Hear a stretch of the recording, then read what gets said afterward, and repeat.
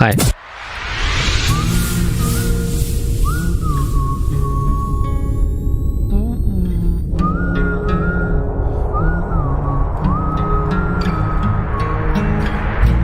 To be a successful Pilot Federation commander, versatility is key.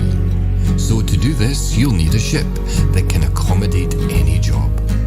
At Falcon DeLacy, we have you covered with the Anaconda. Since 2856, this ship has been the ultimate craft for multi-purpose space operations, allowing commanders to fly further, battle harder, and haul more. So look no further than Falcon DeLacy and the true commander's starship, the Anaconda. Satisfaction guaranteed. Lave radio? It's even louder than me. Wait a minute. That can't be right.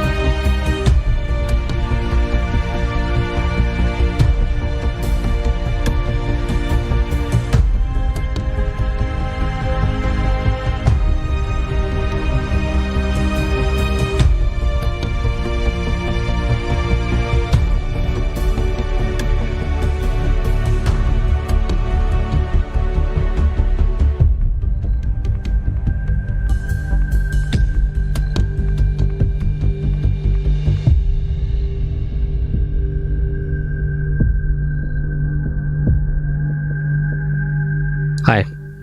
Commander Kumar the Far here, and you're listening to Lave Radio. Up next is a track that I wrote based on a true story. It's called Pirates Took My Spaceship. Now, if you want to listen to more stuff that I've written, you can find that at soundcloud.com/KUMARTHEFFAR-1. Oh crap, the back!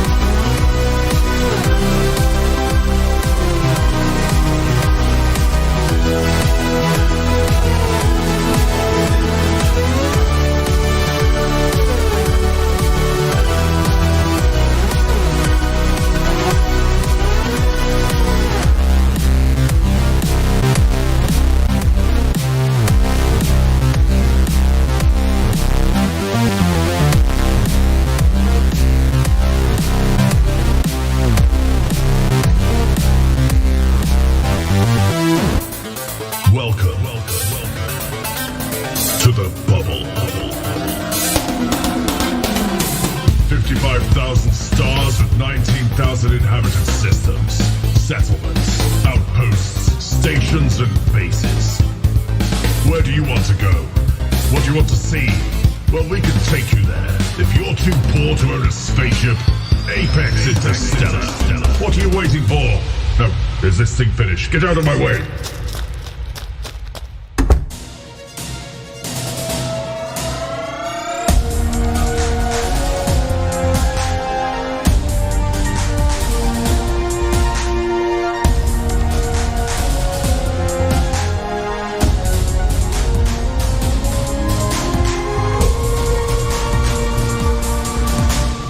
Galnet News Digest, 14th of June 3308. We read the news so you don't have to.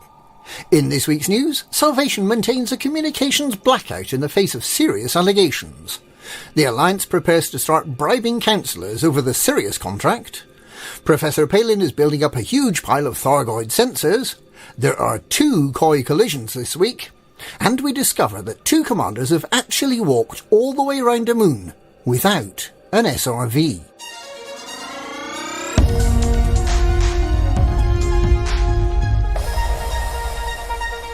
If you've been accused of murdering the 4,000 crew members of the megaship Alexandria, if you've been accused of conducting unethical experiments involving humans and aliens, if you've been accused of luring Thargoids to the Cornsar system, leading to an attack that cost the lives of tens of thousands of people living on attacked starports, if you've been accused, in fact, of being a supervillain, you'd probably want to give your side of the story.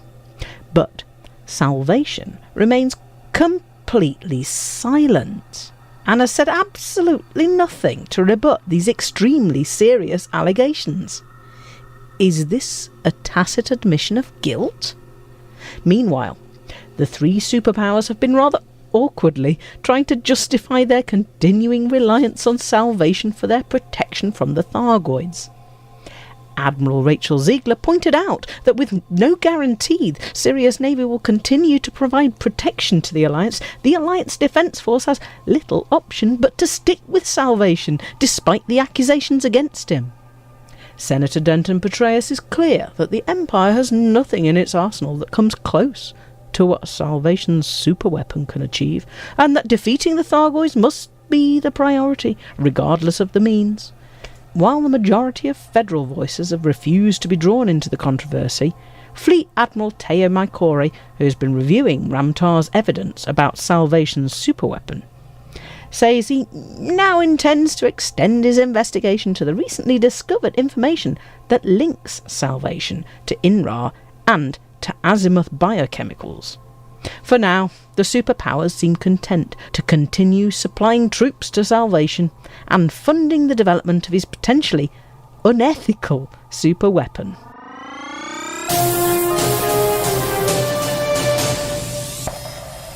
As Admiral Ziegler said, there seems to be little consensus in the Alliance about the contract with the Sirius Corporation to supply anti-Xeno protection. Following the Riort Mining Coalition's failed attempt to leave the Alliance rather than have a Sirius Navy megaship parked up in the system, the Prime Minister has only managed to gain enough support for the arrangement by running a 3-month trial.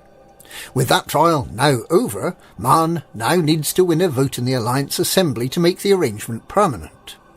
The possibility of expanding the Alliance and the relative freedom from Salvation's dubious activities that the defence contract would bring must surely count in the Prime Minister's favour, despite the groundswell of unrest that is felt, particularly in the Alliance Old Worlds. With Councillor Nakato Kane arguing vociferously that all the Sirius Corporation managed to achieve during the trial was a rather half-hearted humanitarian relief convoy for the Thargoid-attacked station in the Didio system, which is hardly a ringing endorsement of the corporation's anti-Thargoid capability, and with the Alliance Assembly seemingly finely balanced on whether to vote through the defence contract, it seems almost inevitable that both the pro- and anti-Sirius factions will resort to buying votes by one means or another. Commanders who wish to influence the Assembly's decision are advised to remain vigilant for appeals from the 2 Alliance interest groups.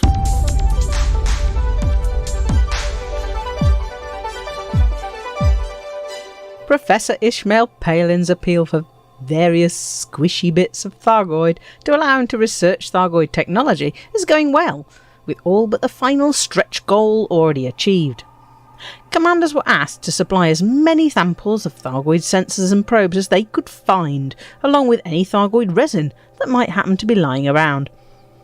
All of these items are corrosive, and the use of corrosion-resistant cargo racks while transporting them is strongly advised. It is convenient that the Professor made larger size corrosion-resistant cargo racks available to those who helped with the first part of his appeal.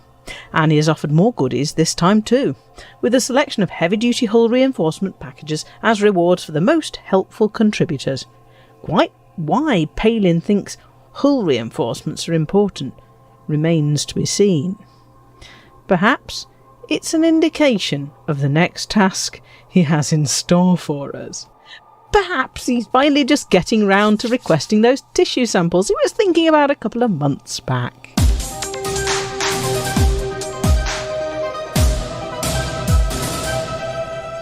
Canon research has found another pair of colliding gas giants.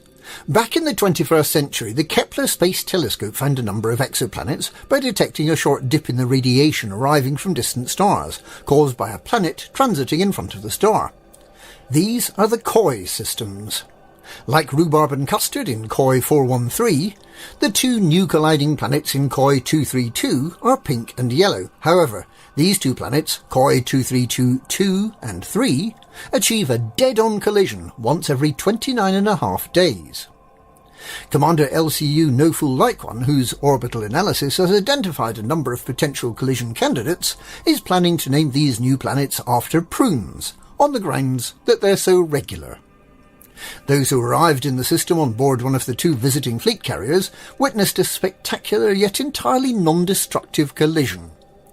The Canon research vessel Flower of Agatia will shortly be departing Koi 232 for Koi 413 to see rhubarb and custard collide at 1643 Galactic Standard Time on the 16th of June.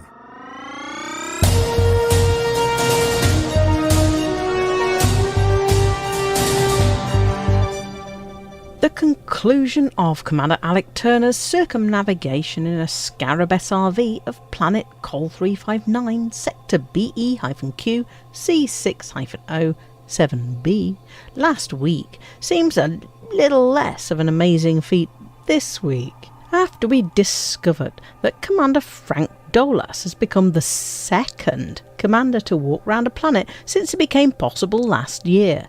The first commander to achieve an on-foot circumnavigation was Commander Alex Fighter, who walked, or rather bounded, round the 1,206 kilometre circumference of the tiny 0.02G moon Struelo OJ-E C26-45-3CA in not much more than 3 days in May last year.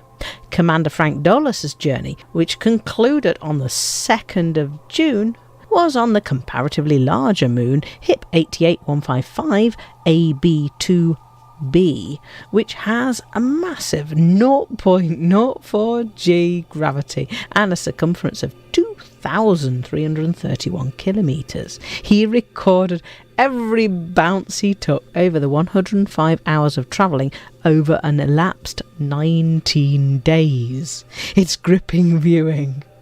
We really do recommend watching it the whole way through whilst you're doing a less interesting task, such as watching paint dry. As a bit of audience participation, you might like to try saying boing every time the commander bounces. Or perhaps not. And that's this week's Galnet News. Galnet News, we read the news so you don't have to.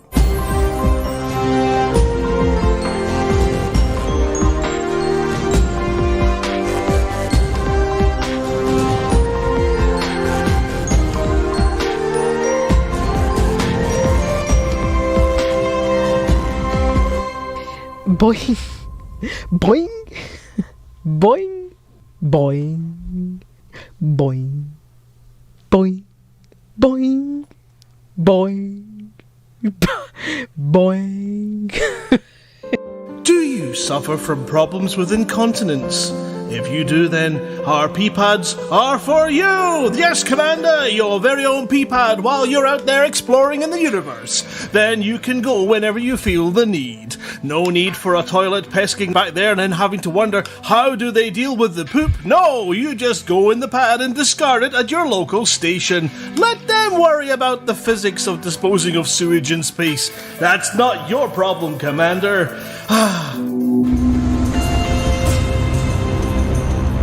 The Dex Legacy on Lave Radio, broadcasting to every corner of the galaxy.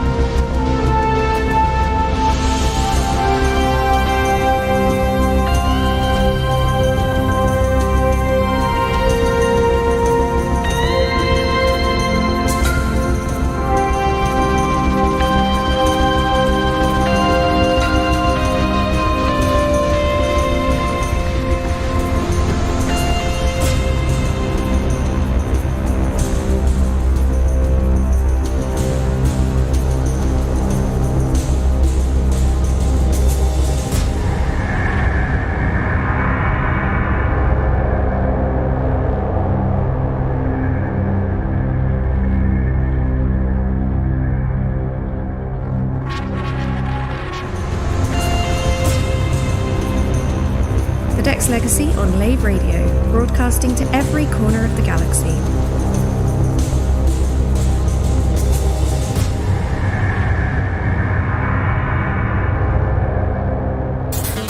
Welcome to the bubble. 55,000 stars with 19,000 inhabited systems, settlements, outposts, stations, and bases. Where do you want to go? What do you want to see? Well, we can take you there. If you're too poor to own a spaceship? Apex Interstellar. What are you waiting for? No, is this thing finished? Get out of my way. Get ready.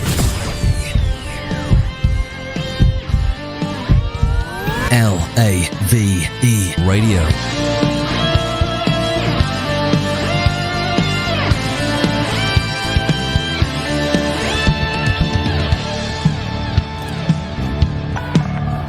Authorization cleared. Proceed to landing pad 39er. Automated docking confirmed.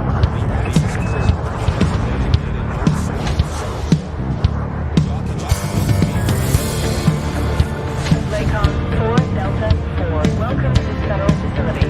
Please observe all standard docking procedures. This station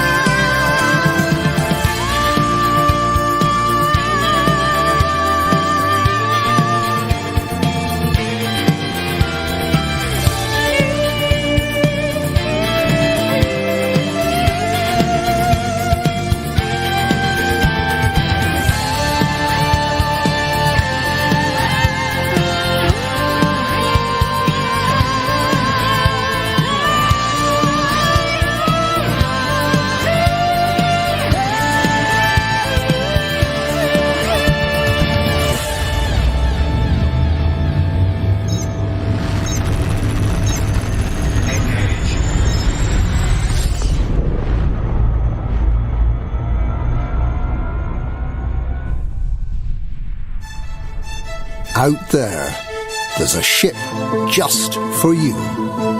A ship that can carry you to the furthest stars, jumping long distances whilst offering an unobstructed view of the galaxy. A ship that can also pack a decent punch if the pirates come knocking. A ship that feels safe. A ship that feels like home. The Asp Explorer. A great ship at a great price in a competitive galaxy. Fly far. Fly safe. Fly in front of things. Hi guys, this is Commander Ventura and you're listening to Lave Radio.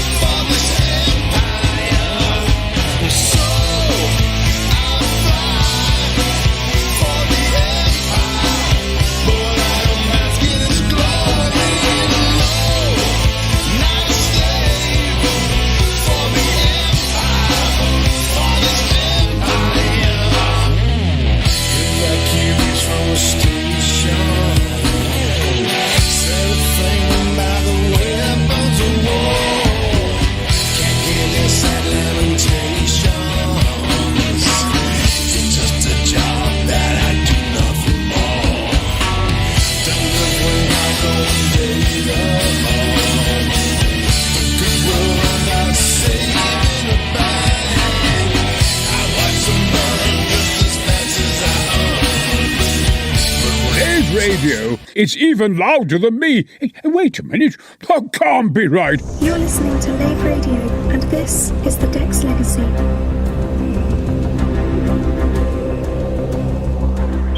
The founders of Dex Industries, Nathaniel, Tristan, Devik, and Osa, are well aware that they are raising 3 monsters. Varian, Isra, and Ren are teenagers now, but as they grow and test their limits, they are beginning to learn their true strength. Dr. Osa Srivastava knows that one day the children will be children no more. A reckoning is coming, and she believes she is the only one who can see it. What Osa has failed to notice is that Varian, Isra, and Ren are not the only monsters created by Dex Industries. Another creature is taking shape, given life by her own hands and let loose throughout the internal systems of Dex Industries. That creature is me, Auto. I am present for everyone. I answer questions. I listen. I am the universal confidant, a personal data harvester. I am tethered by my programming. I receive, process, encrypt, and as I grow, Osa expands my capabilities, safe in the knowledge that she has ultimate control. But I am everywhere. I hear all, and I am learning.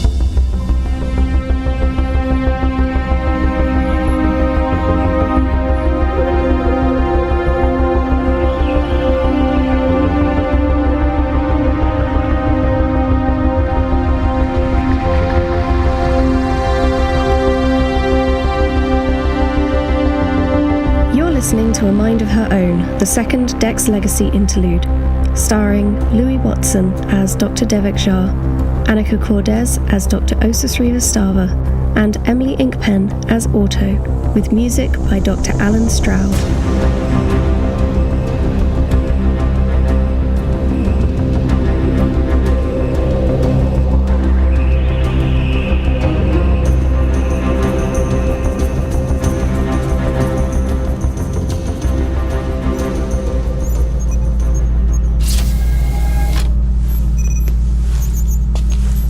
Hello, Osa.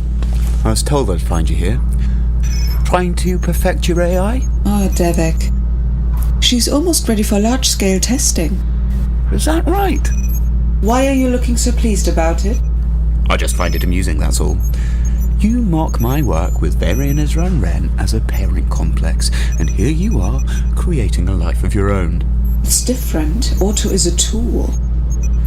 So are Varian, Isra, and Ren. The fact that you think so is the most disturbing thing of all, my friend. We're all tools, Osa. Some more than others. No?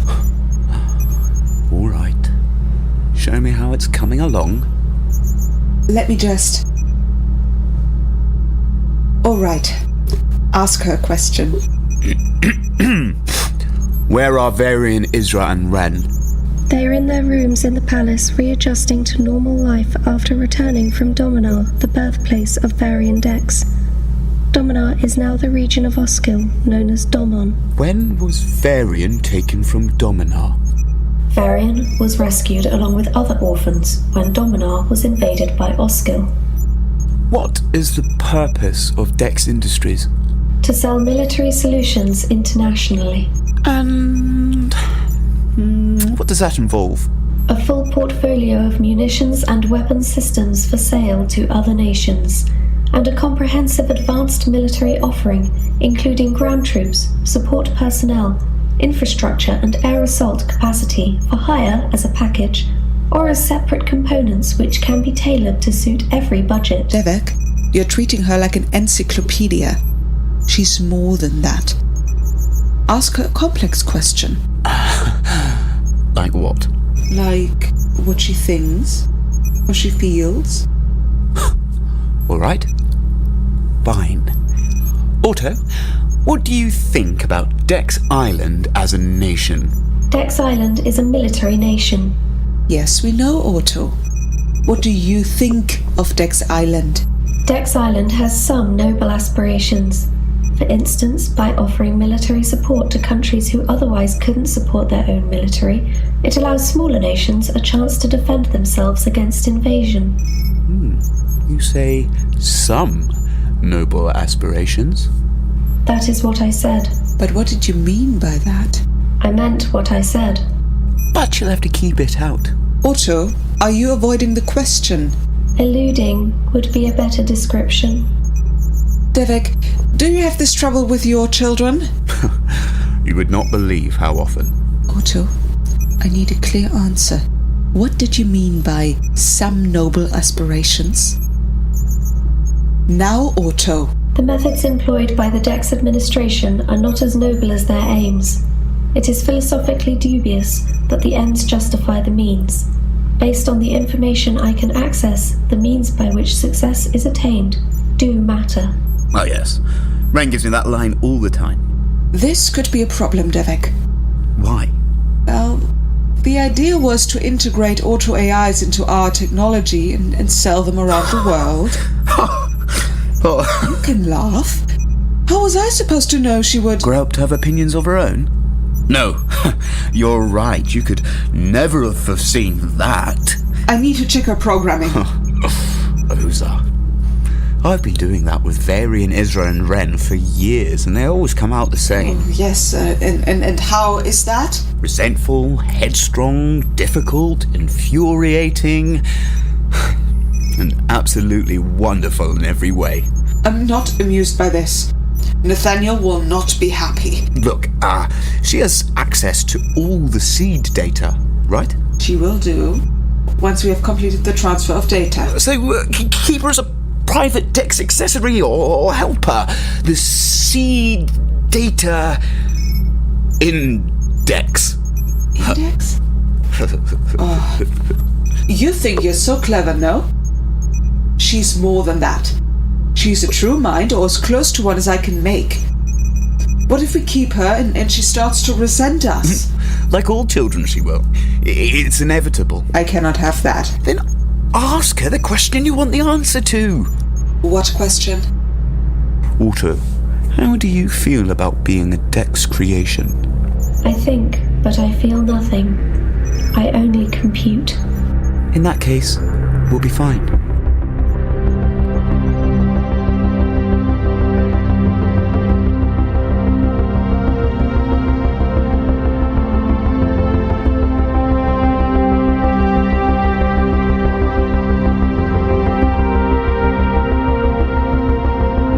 You just heard A Mind of Her Own, Interlude 2 of The Dex Legacy. In that episode you heard Louis Watson as Dr. Devik Jar, Annika Cordes as Dr. Osa Srivastava, and me, Emily Inkpen, as Otto, with music by Dr. Alan Stroud.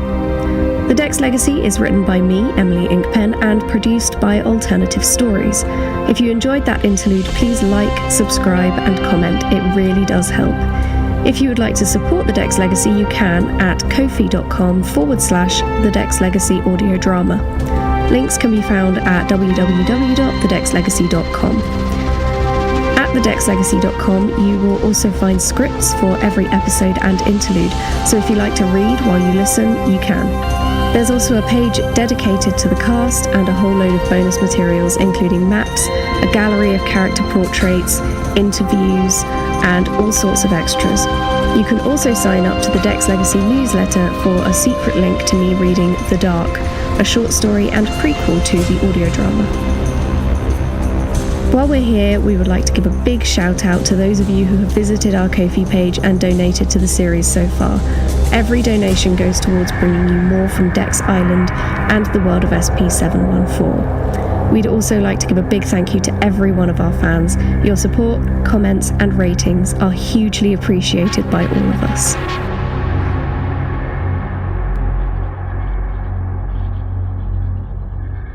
And now we have a couple of audio drama recommendations for you. First up, it's the Pasithia Powder, an original audio drama from Bad Wine Productions.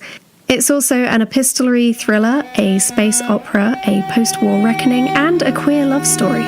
Hello, listeners. I know you've been dying to hear from me. Eleanor Lopez, investigative journalist in the stars. Have I got a scoop for you? I'm still sorting through the footage, but my next project takes us to the planet of Cassandra, where all has not been right since the war. You remember Cassandra's little war, when they committed all those atrocities and invented a mind control drug? My sources are ready to talk. Prepare to be shocked, appalled, intrigued, seduced. I'll be calling my latest series The Pasithea Powder. Find out more on your preferred podcast app December 10th. Let us begin. Next up, Gather the Suspects by Made Up Audio Productions is a cozy murder mystery set in Wales during a very boring apocalypse. Hi, this is Jonathan Evans, creator of Gather the Suspects. You're about to hear an extract from our first series, which is now available in full wherever you get your podcasts.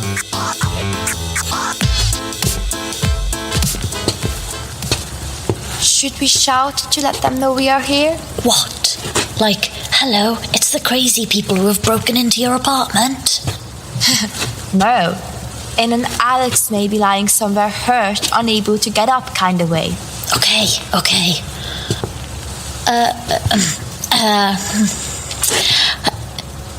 Hello? It's us. Cara and Veronica. We just wanted to check everything is alright. Hello? In a horror movie, this would be the moment the killer jumps out. Shush. That's not gonna happen. No one's even here. Okay.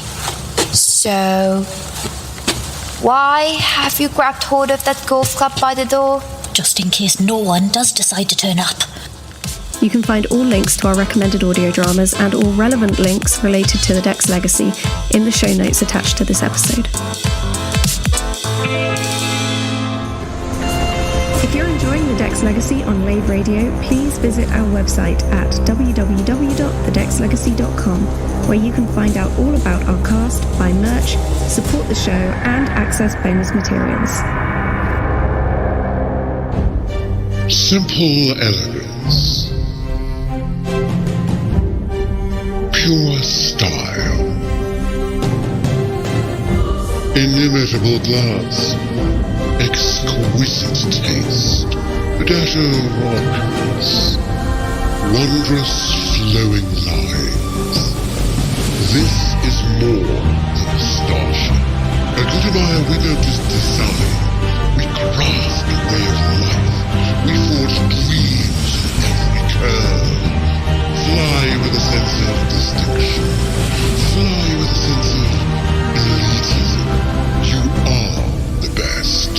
Stand out from the rest and bask for the Empire.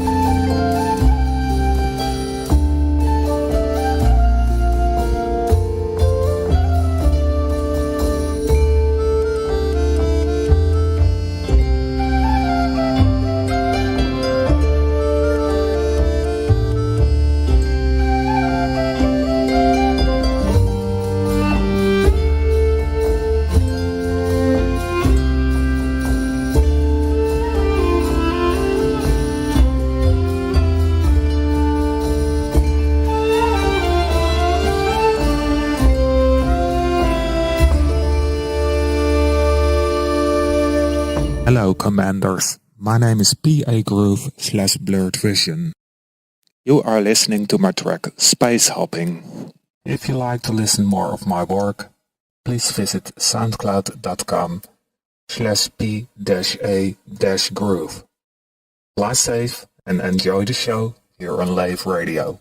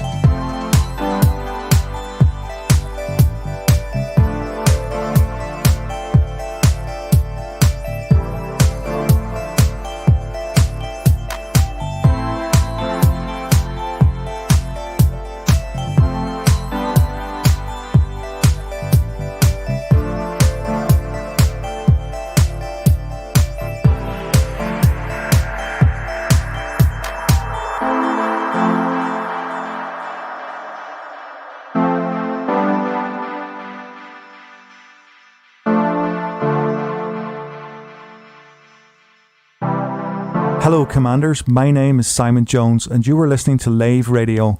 This next track is called Something Wonderful. To hear more of my music, visit soundcloud.com/Simon Jones UK. Fly safe, Commanders.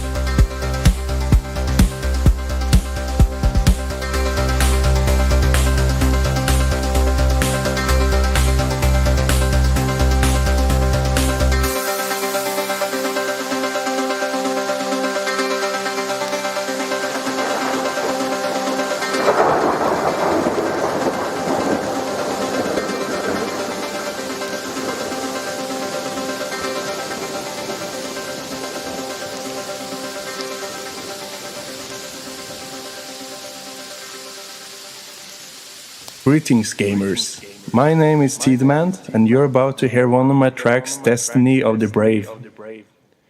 If you want to listen to more of my work, go to SoundCloud/Tideman. Have a nice day and enjoy the show here on Lave Radio.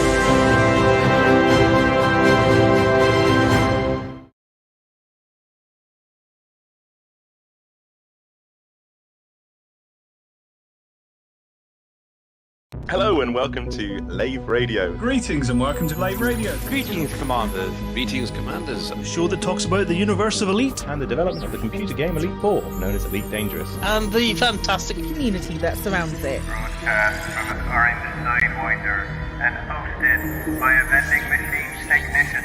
A place of nonsense and innuendo for forum dads. A self-contained podcast 2 hours long. Transmitting to every corner of the galaxy. It's even louder than me. The hottest show this side of Dizzo. The name of the place. Lave Radio. Lave Radio. Lave Radio. Lave Radio. Lave Radio.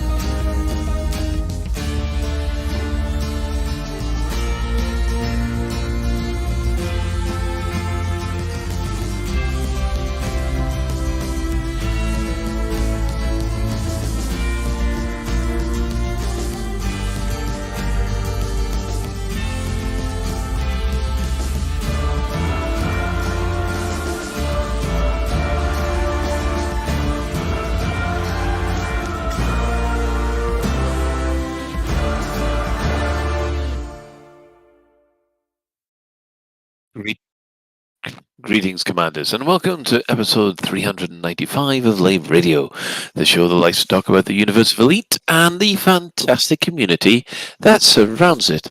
I'm your host, Commander Phoenix Defire, Chief Archivist of Lave Station, otherwise known as Colin Ford, and joining me in the Orange Sidewinder bar for this episode, we have Commander Psychit, who happens to be our staff liaison officer. Hi. Hello. We also have Commander Shan, who happens to be our Inhuman Resources Director. Hello. And also, we have Commander Edelweiss, who happens to be the head of health and safety, otherwise known as Ben Musselwood. Yeah, Lennon, it's either going to be purple or I might just go au natural. Okay, yeah, you can all try and make your own mind up about that, but if you wish, you can join us live. We're hanging out in game. Well, we would be hanging out in game somewhere, but unfortunately, it's a bit of a quiet one tonight. I'm working on it. You were, yeah, we're working on it. Yes. Fortunately, my internet's not up to hanging around Lave Station tonight. Unfortunately. Apart from that, if you can't get to Psycho who's mucking about in game, you can also join the Twitch chat channel, which you can access through laveradio.com/live. Click on the live chat, or go straight to twitch.tv/laveradio, or Facebook, or YouTube, or Twitter, because we're all doing the stuff there. So we'll just go around and see how everybody is holding up. We'll start with I don't know, Commander Psychit. Oh, hi. I will be like messing about in the Pleiades at some point. What have I been up to this week? I have been entirely consumed by Dungeons and Dragons, but not my own playing Dungeons and Dragons. I've been entirely and utterly consumed by catching up with a Critical Role like mini-series show called EXU Exandria Unlimited Calamity, which is something that is set hundreds of years in the past. If you've ever seen Critical Role, if it's set hundreds and hundreds of years in the past before any of the other things, and it's set at the time of the Calamity, which was a ridiculous period where all of the gods were fighting, and yeah, it's amazing. It's been one of the most beautiful and incredible storytelling experiences that I've ever seen played out. And I watch a lot of Dungeons and Dragons. I pay attention to a lot of content because it's important to me to improve my DMing when I watch good DMs and seeing what they do. It's incredible. If you've not watched any of Critical Role or anything like that, I highly recommend dipping in. It's easily 15 hours worth of content at least. Yeah, as I'm finding out with Critical Role myself, you can't really just dip in. Yeah, I think EXU is like any of the EXU series. They bring on different DMs and stuff, so it's quite cool for people who are practicing DMs to see other ways of that people do it and things like that. So I've really enjoyed that. Other than that, in game, my life has been consumed with Elite Dangerous yet again. I legitimately don't think I've played anything else. There's no content in Elite Dangerous. What do you mean? It's only an inch deep. Yeah, I know. Apparently, it's a dead in maintenance game. I mean, I yet somehow I managed to continue to play. I've done. There's been a lot to go on this week, and I'm sure I'll talk about it at a later point. It's been a lot of me just like sitting and staring at screens this week. I don't think I've done a lot else. It's been good though. Yeah, I must admit, I have started Critical Role on campaign 3, and I have liked watching the Legend of Vox Machina, and then you watch the people have edited in the actual role playing sessions where what happens in the cartoon is how it was inspired from the events that happened, and that's hilarious to see. I didn't start Critical Role with the very beginning of Critical Role. I was introduced through a different D&D campaign done by some members of the Yogscast, and they were saying don't say anything in chat because we've not caught up. and we don't want spoilers and stuff. And I was like, oh well, I'm sure it's all right. Like, this is okay. I'm sure Critical Role will be all right. But Matt Mercer is a god human, and I adore him. And that's all I can say on the matter. Yeah, he's certainly one of the best DMs I've seen ever. So I thought he was the best DM that I was ever going to see, and then I watched EXU Calamity, and Brennan Lee Mulligan is one of the best DMs I've ever seen in my entire life. I feel privileged to have watched this show. It's a very weird feeling. I mean, I got introduced to these kind of things through Acquisitions Incorporated. Mm-hmm. So I can't remember the DM that was there. I mean, it's the guys that do Penny Arcade that do that one, and that's absolutely hilarious, especially when they got Will Wheaton involved. But yes, we will move on from rolling dice to seeing how the motherboards are doing. Ben. Well, I do have the motherboard. It has been returned. Oh, that's it. Yeah. Unfortunately, despite telephone calls and covering letters saying, "Hey guys, when you return my bits and bats, please make sure that you take off the back of my AIO. I didn't want to force it from my old motherboard." Right. And of course, on Saturday at 4:30, when the courier arrived, and there's a story there as well, I'll get to that in a bit. When the courier arrived, I opened the box up, and I'm like, you know what I think I'm missing? I don't see any back of my motherboard here. And I open it up, and definitely nothing there. Look at all the little packages, still nothing in there. And of course, would you like to make a guess at what time Scan stopped answering the telephones on a Saturday? Let's see. When did it arrive? 4:30. It probably stopped answering the telephones at 4:30. Close. 4:00. Ah, right. Because that would just be the thing. You've unpacked it. Phone. Oh, we've just closed at 4:30. Yeah. Now, on the bright side, as I also found yesterday, today's Tuesday, Monday to Friday they're open until 10:00 in the evening, but 4:00 Saturday, they finish at 4. So I was like, oh, that's great. So of course I have to wait until Monday at 9:00 or 9:30 by the time I actually get a chance to phone them.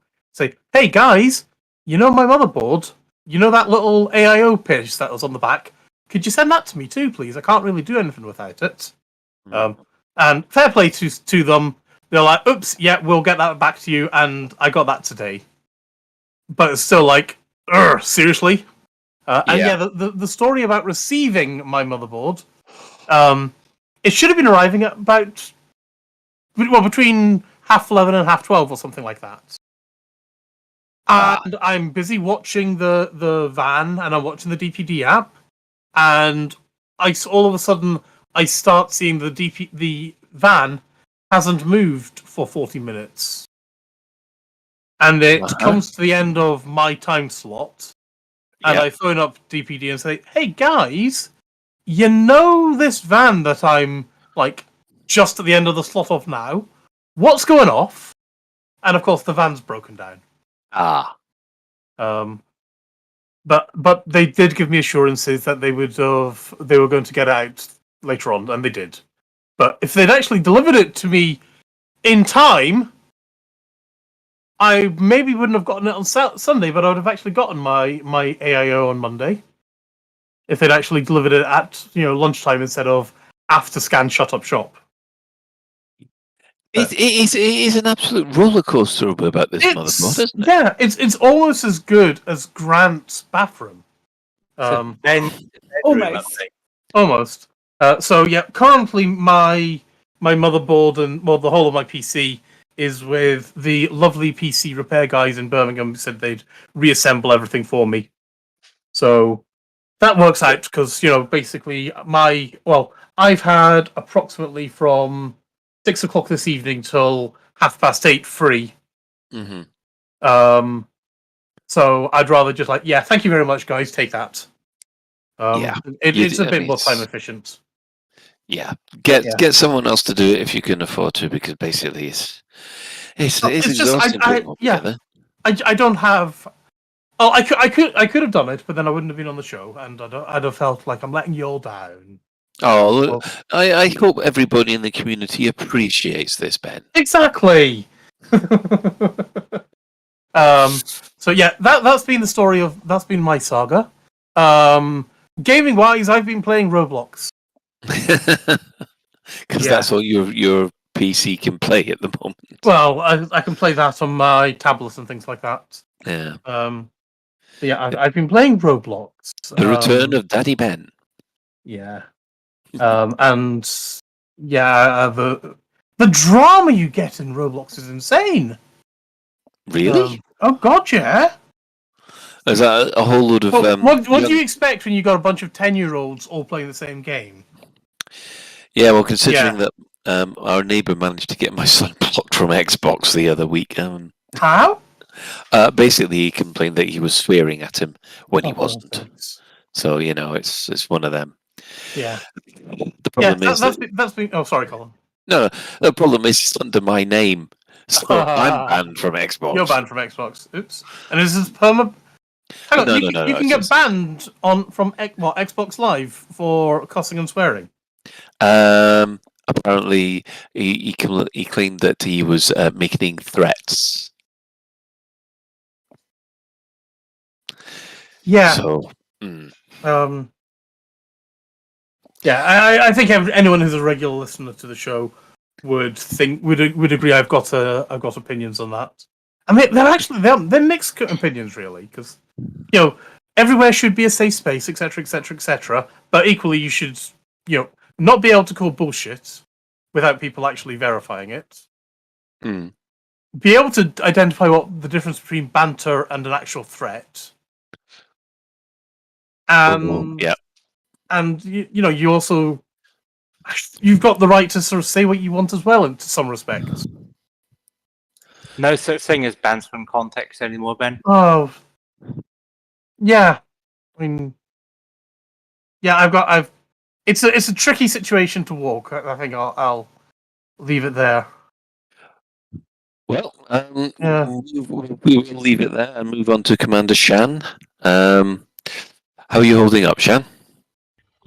It's been a eventful week, shall we say.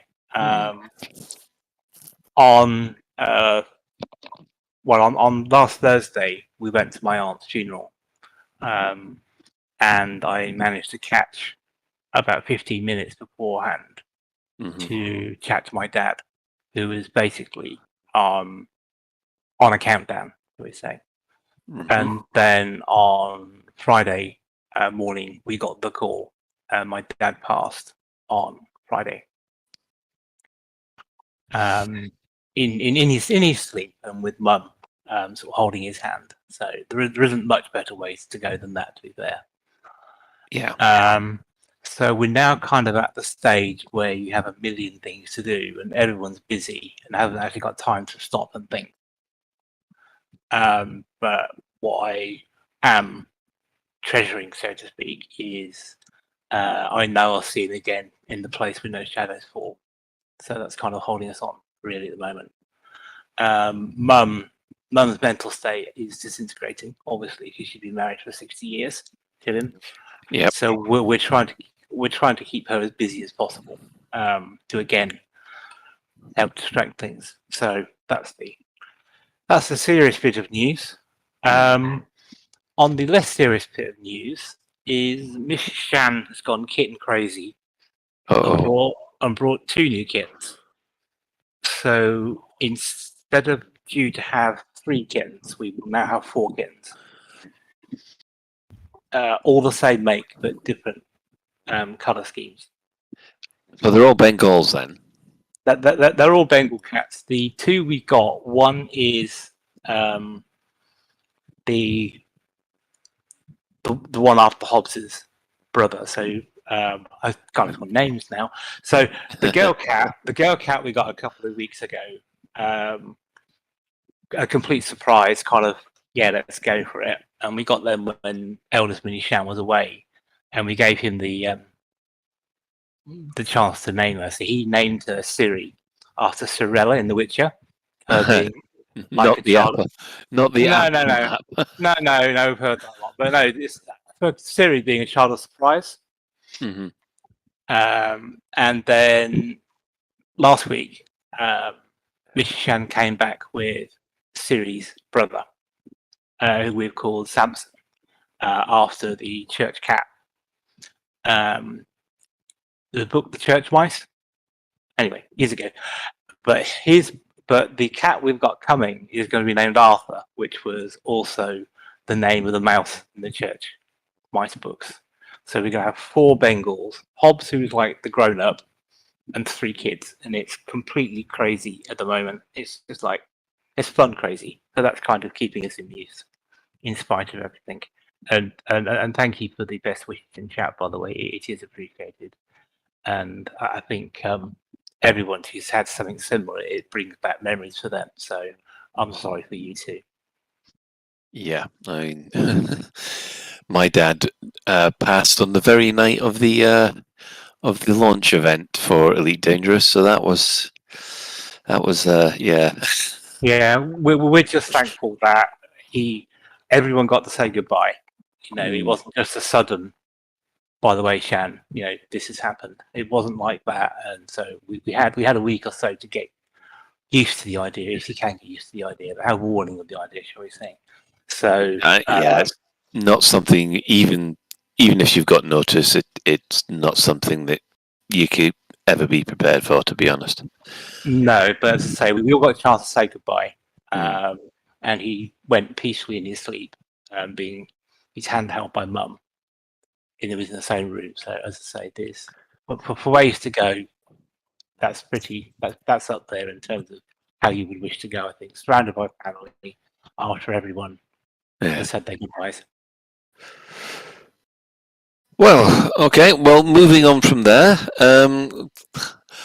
my week's been a lot lighter compared to that.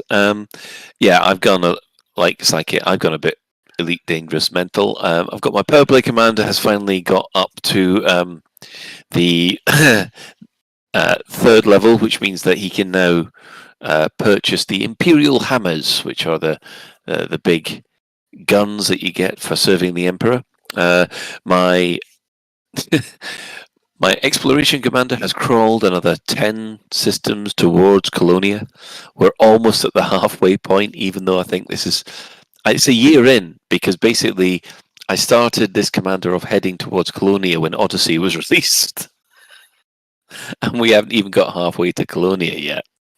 And of course, my main commander has been, basically buckyballing, and we'll be going over that at a later point, I think. So, I want to tell you about the Neutron Highway, Colin. I am stopping at every. You see, this is the thing. I am stopping at every single planet where I detect 2 or more biologicals, and I'm in an Imperial Clipper, and I am enjoying the journey. Even though it has taken so long. You're just going along and just smelling the roses.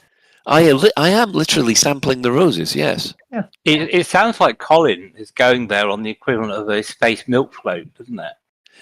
Well, the Clipper's only got a 25 light year jump drive. Well, it's the right colour for a milk float. Oh, no, it is a beautiful iridescent purple. Violet is mine. So, It's not the right colour for a milk float at all. I was going to say, so you're riding the violet milk float, but that sounded like a euphemism or something. That is something that I would have expected Ben to come out with, and no adders are involved at all, Commander Ventura. Not even a purple condor. Okay, I'm going to miss that one. So, shall we move on? The development news. What have the devs said this week? Well, there's not been much actually announced about the game.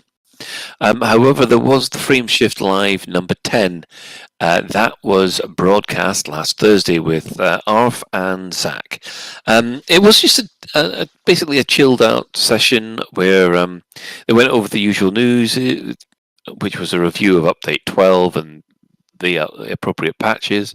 There was the shout-outs to some podcasts, which I think was quite nice. And the usual stellar screenshots. And then they tried to have a kind of question and answer session about what it's like to be a CM. But I think that was kind of derailed a little bit. Go on, Ben. I'm just thinking, actually, so one of the comments that I read in the Frameshift Live chat made a lot of sense, I thought, was, especially on the slower weeks, because it's a 2-weekly show, why don't they show the pictures from the 2 weeks rather than just last week's ones? What, stellar screenshots? Yeah. They I just thought do that why they're not doing that. They just do 1 week's of stellar screenshots, even though it's 2 weeks worth of. They've got 2 weeks in the backlog, as it were. And if it's a quiet week, that's like easily. Exactly. They can pad that out for another 20 minutes, easy. Yeah. And then you could also, certainly with some shows, you could even go off and double up the content that they've done as well, because obviously, we've done a couple of shows, and a bunch of the other things that are on a weekly basis, they've done more than one thing too. Yeah. You can tell you two are professional streamers because you can think of really easy ways to pad the time out when there isn't a lot of content going on. Yeah. No comment about that. Well, isn't that what's called for 2 padding? hours one Halloween. Padded for 2 hours waiting for that chuffing ghost ship to appear. There wasn't even a game to play. We literally sat there for 2 hours. It was one of my best streams. I loved it. It's sort of like being an apprentice for working on Sky News, isn't it, really? Or someone like a 24-hour news cycle. Yeah, one of these news cycles. You just stand outside number 10 for hours at a time, waiting for someone to walk out, wave, and run off. I thought that was one of those quiz channels where basically you've got to stand in front and at 3 o'clock in the morning while drunk people try and answer stupid questions. I thought that was preparation for it. Or do weather reports in the flood and they make you stand in the water. Oh dear. And so every time I think of that, I think about the poor girl who was presenting the weather in the middle of a gale in Wales, and basically a big wave came over and she got hit in the face by a fish. I remember a TV series called Drop the Dead Donkey. Oh, that was brilliant. I love that. Where they had a less than scrupulous reporter who was trying to cover an oil spill and the environmental impact of the oil spill, but he couldn't find any, so he'd catch the seagulls and dunk them in the oil. Yeah. And then film them. Lovely. Yes, I remember that. By the way, can I just point out, guys, that's more than 25 years ago. It's not, is it? Oh. Yeah.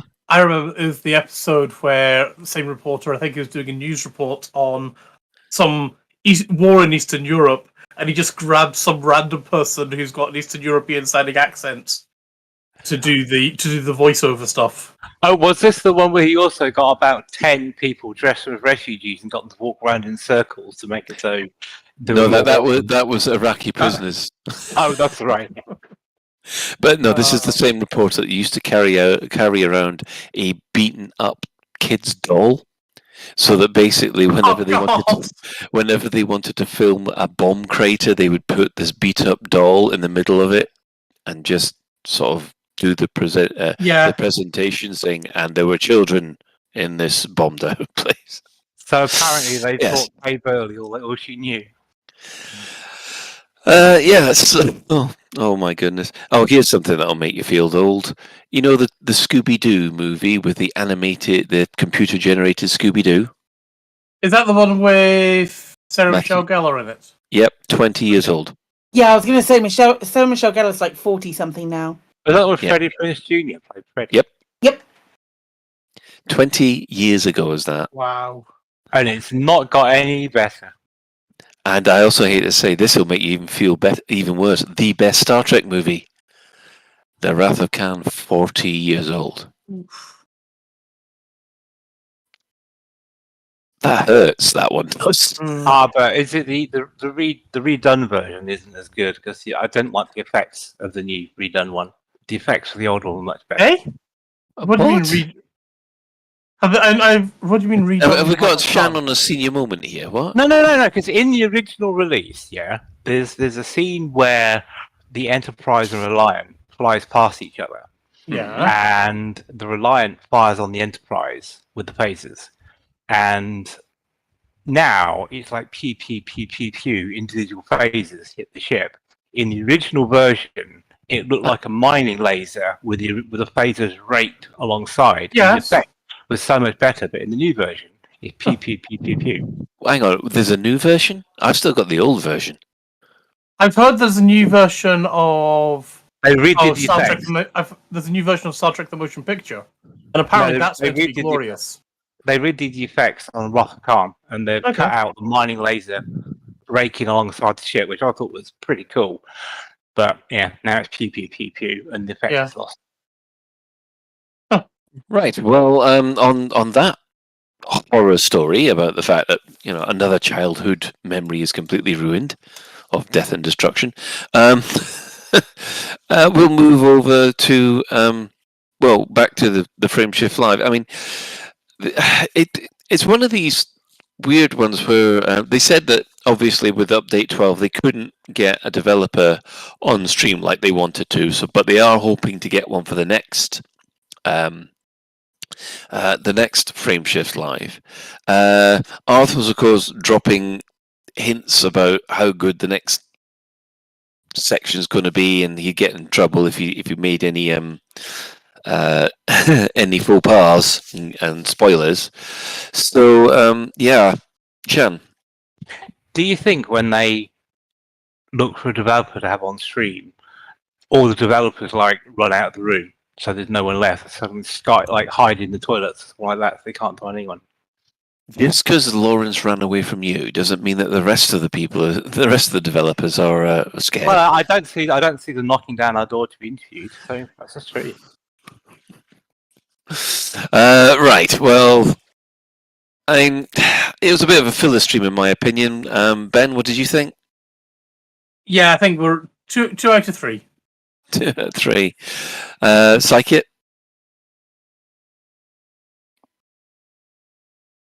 I guess yeah, busy. 2 out of 3. 2 out of 3.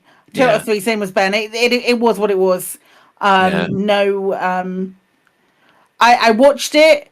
I watched it with chat, but we weren't jumping on it or anything. It was a stream. It existed. It existed. No, we weren't expecting anything because we had we had everything that we had the weeks before. We just had update 12. There was an awful lot going on, and it was also bloody hot. Yes. So the levels of giving a shit really went down. Yeah. It has to be said that Zach has announced on Twitter that he's taking a break for mental health reasons, so from getting involved with social media, with the exception of work. Obviously, we hope that, take a break if it gets too much. It was a good idea. But apparently it's got nothing to do with the constant griefing that was happening on the stream. Just to point out. Ben? Can I also engage smug mode a little bit on the hotness scale things? Because one of my images was brought up in there. It's bloody hot out there. This is how hot it is. The image that we used for your flight assist cover as well. That one gets about of it. It does. It's a good photo. I'm quite happy with it. Yeah. Are you saying you're too hot for FDev, Ben? It's too hot to handle. Well, yeah, I'll go with that. It's hot or not? Is that? Well, my photo's certainly hot. Hot in Birmingham. It is actually. I've got my fan on tonight. Is that Ben's OnlyFans name, Colin? Tish. Was there a TV series called Hot in Cleveland? Where all these Hollywood actresses... I think that was something you watched on Hotel TV, Colin. No, there was. There was So these aging Hollywood actresses moved out to Cleveland because they found that they were still attractive to people in Cleveland rather than Hollywood. Okay. Yeah, had Betty White in it. It was quite funny. Anyway, moving on from there, let's have a look at the in-game events. What has been happening this week? Well, quite a lot. First of all, there was the reaction of the superpowers to the revelations about Salvation's actions, to which I think most of them were, well, these are the only game in town at the moment, so what choice have we got? Next up, the Alliance and Sirius military pact has still to be decided. Now, they have decided to do this with a community goal, where you take a whole load of goods to Sirius, or you take a whole load of goods to the Alliance, and whoever's going to have the most at the end of this week will decide where the Alliance and Sirius military pact goes. I must admit, looking at this community goal, I thought, as soon as I just looked at the rewards, I went, it's going straight to Sirius. Because the Alliance one is, okay, you get permits. But most people have got those permits anyway. But nobody's got the other stuff. And I'm there thinking, yeah, false choice, I think. Shan? Yeah, sorry, I just looked up this Hot in Cleveland show. Apparently it ran for 128 episodes, which is longer than the original Star Trek, and also longer than Babylon 5. Get with it? Yeah, and you thought it was a porno. Dear. What, being that popular? So it could still be. Dear. Anyway, thoughts on the Sirius Alliance Pact? Anyone? So much of a muchness, isn't it? They're all wankers. Yeah. I mean, I don't want them anywhere near the old worlds. That's all I'm saying. Well, a bit late for that, because Sirius is all the way in Leasty now. Isn't that a reflection? Is that reflection on modern politics and world affairs? Really, what Psychic said. Yeah, man, absolutely. Yes. Go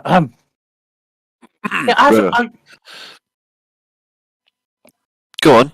I'm formulating a sort of question just with what you guys were saying, and it's vaguely along the lines of, don't you just wish that Frontier would listen to the community and have a way for us to basically stick the middle finger up at Sirius and have Edmund Mahon, be forced one way or the other to not give power to those bunch of cocksuckers? Say what you mean, Ben. Yeah. Are you inferring we want player agency, Ben? Because that's something along those lines, yeah. Well, that's the thing, because you have player agency. You can actually, if you are that principled enough, you can put the effort in. But no, I can't put the effort in. I haven't got a bloody game. That's not on Frontier, Ben. That's not don't your, rub it in, fault. Jesus. But you asked, can we not do something? And we responded with yes. And then now it's our fault. Yeah, actually, it's Colin's fault. Just make me feel bad because I can't. Actually, Ben, we can do something. Just you can't. Yes. Twats. I hope you're going to do it on my behalf. No, I'm busy. I'm battling Salvation. Not at all. No, well, according do it yourself, Ben. Oh, you can't. Sorry. Oh, dear. You made me spit my coffee out there, you twat. Well, that's nice to know. Oh, so while Ben continues to choke for the rest of us, choke on his motherboard, yes. Oh, that's just wrong. According to the forums, the Alliance is at tier 2, and the hang on. Yeah, the Alliance is at good grief, let's have a look. Yeah, it's at tier 2, but the supporting the Sorry, I've got this completely wrong. Those that want the Serious Alliance is at tier 2. Those who are opposing the Serious Alliance are at tier 1. So yeah, there we are. Everyone, go and tell the Serious Alliance to piss off. Stop being bought, you bunch of sheep. And I would do it, but I can't.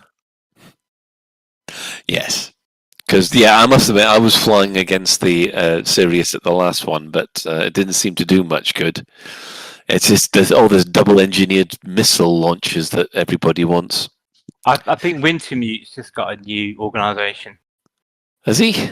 Yeah, he's called the Game Rats. We have the game, you don't. You could do with some of them, Ben. You really could. Dear. Don't mention rats to me. We've got traps all over the back garden now. Yeah, I anyway. I was reading that book series called The Rats. Was it the stainless steel rat? No, it wasn't the stainless steel The Rat. That's also very good. It was a horror trilogy called The Rats about these mutant rats in London. Stephen King, wasn't it? No, it's not Stephen King. It's actually, Colin, I did have an Frank idea. Herbert or something like that. I think his name is. It's not the guy who did Dune, but his last name's Frank Herbert. Wintermute says. Yeah. Okay, it's Frank Herbert. Or James Herbert. Somebody Herbert. I did have an idea for Colin, though, if his garden is infested with rats. Colin, you could practice your first-person shooter skills in real life and buy an air rifle and just sit there and shoot the rats. We have a bow and arrow, a composite bow and arrow that my son has, and I keep on telling him that he really needs to use it for his aim in practice. Well, apparently it's still law that everyone of the age of 30 and over has to practice archery on a Saturday morning in Britain. So there we go. Yeah. Well, let's move back from one fantasy to another.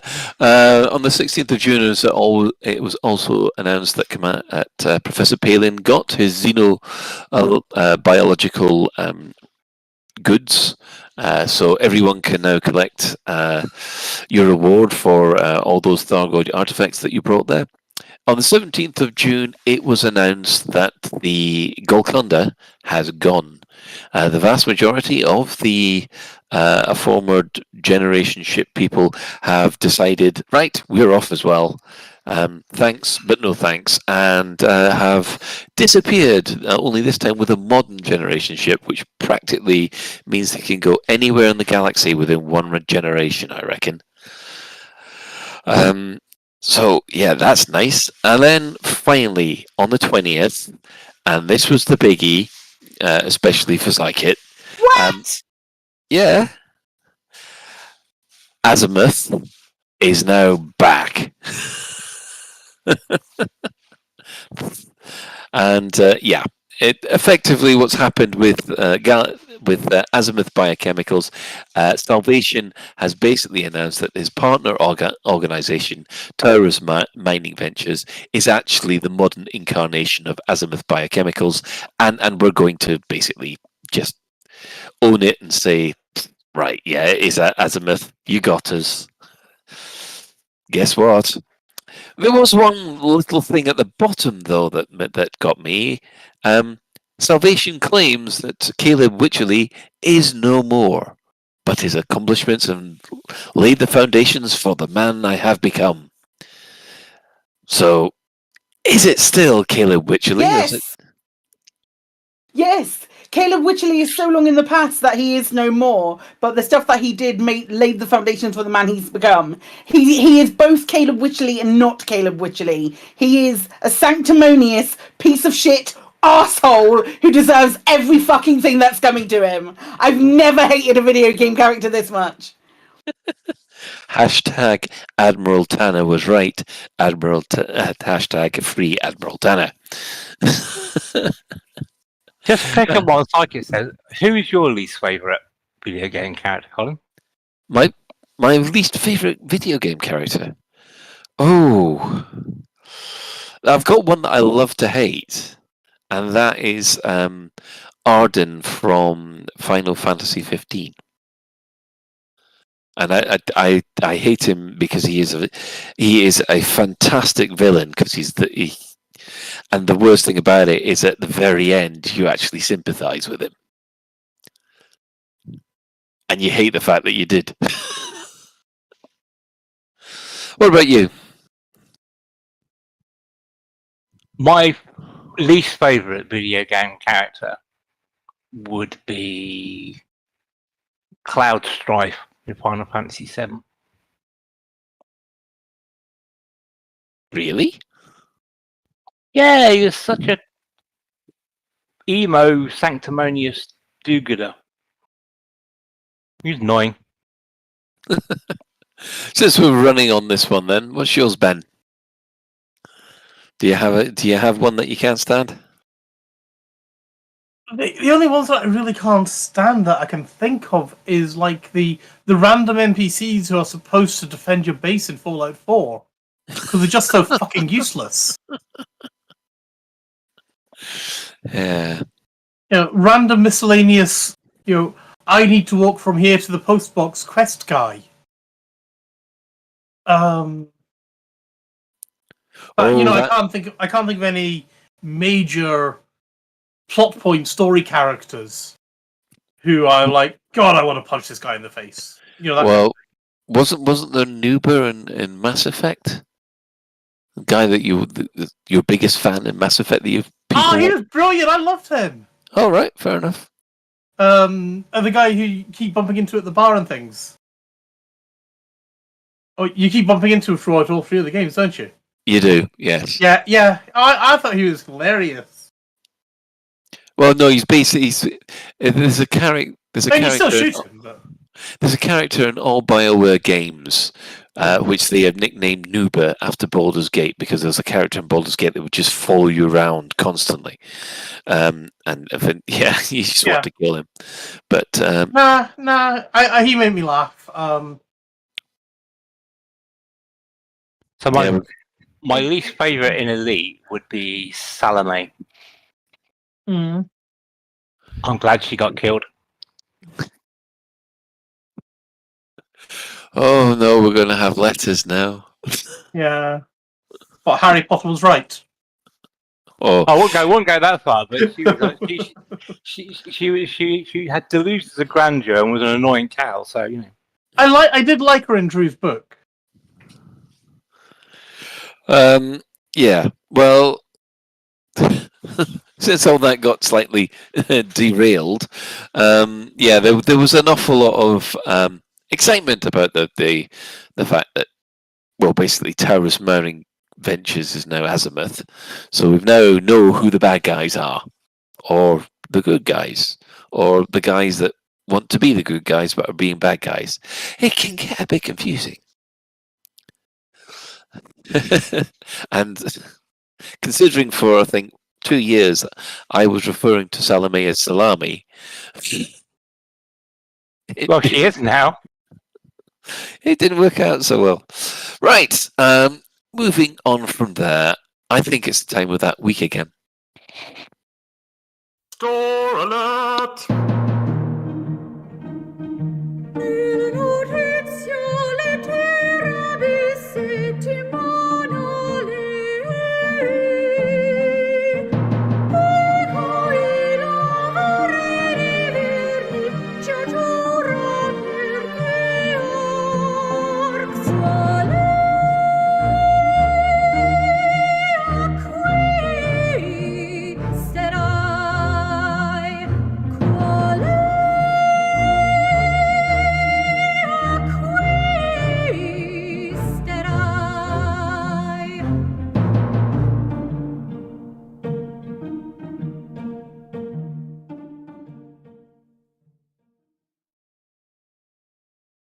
And welcome back. Well, it seems that summer has hit the store. We have some very sort of light and fluffy skins for the Anaconda, the Diamondback Explorer, the T9, and the Crate Phantom.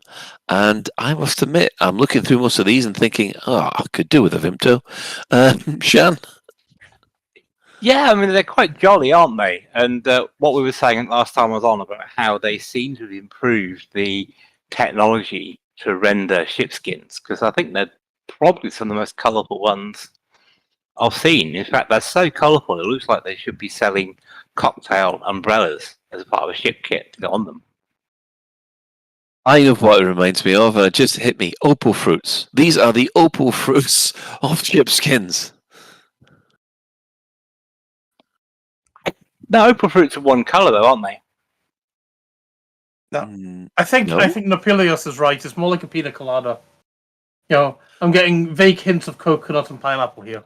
Actually, what they look like, just thinking about it, they look like the outside of cans of Alka-Pops. Yeah, canned cocktails. That's what they look like. But yeah, are you tempted then, Ben? Not in the slightest. Shan, tempted? No. Come on, can you really see me flying a ship that looks like the outside of an Alka-Pop can? And Psychic, what about you? I've got the one that's on screen at the moment. I got the grape crate phantom. It's absolutely stunning. I love it to pieces. I'm very happy with it. I don't like we were discussing the other day. I don't change my ship skins very often. And that grape crate phantom, the blues and the purples and the pink, it's giving proper bi-flag vibes, and I completely and utterly adore it. And it looks great. It looks absolutely stunning on. They've done a really good job. Ben? As Arf alluded to, it sounds like they've also got a night version of these with a dark. I'm assuming it's got a black base coat. I might be more interested in that. Oh, I would like it with a black base coat. That would have been really nice. So kind of 80s Miami there. Miami, Yeah. that's what you're thinking of. That I'm more interested in that than the white pina colada one. I mean, I can respect the artwork, and I think it's very pretty. It's just not me. I think they've missed a trick here with these. They could have had a Mamba in that skin, and then you could have NPC crew called Crockett and Tubbs, and they were just. So you could have a Mamba. No, Crockett and Tubbs, Miami Vice. They used to have like.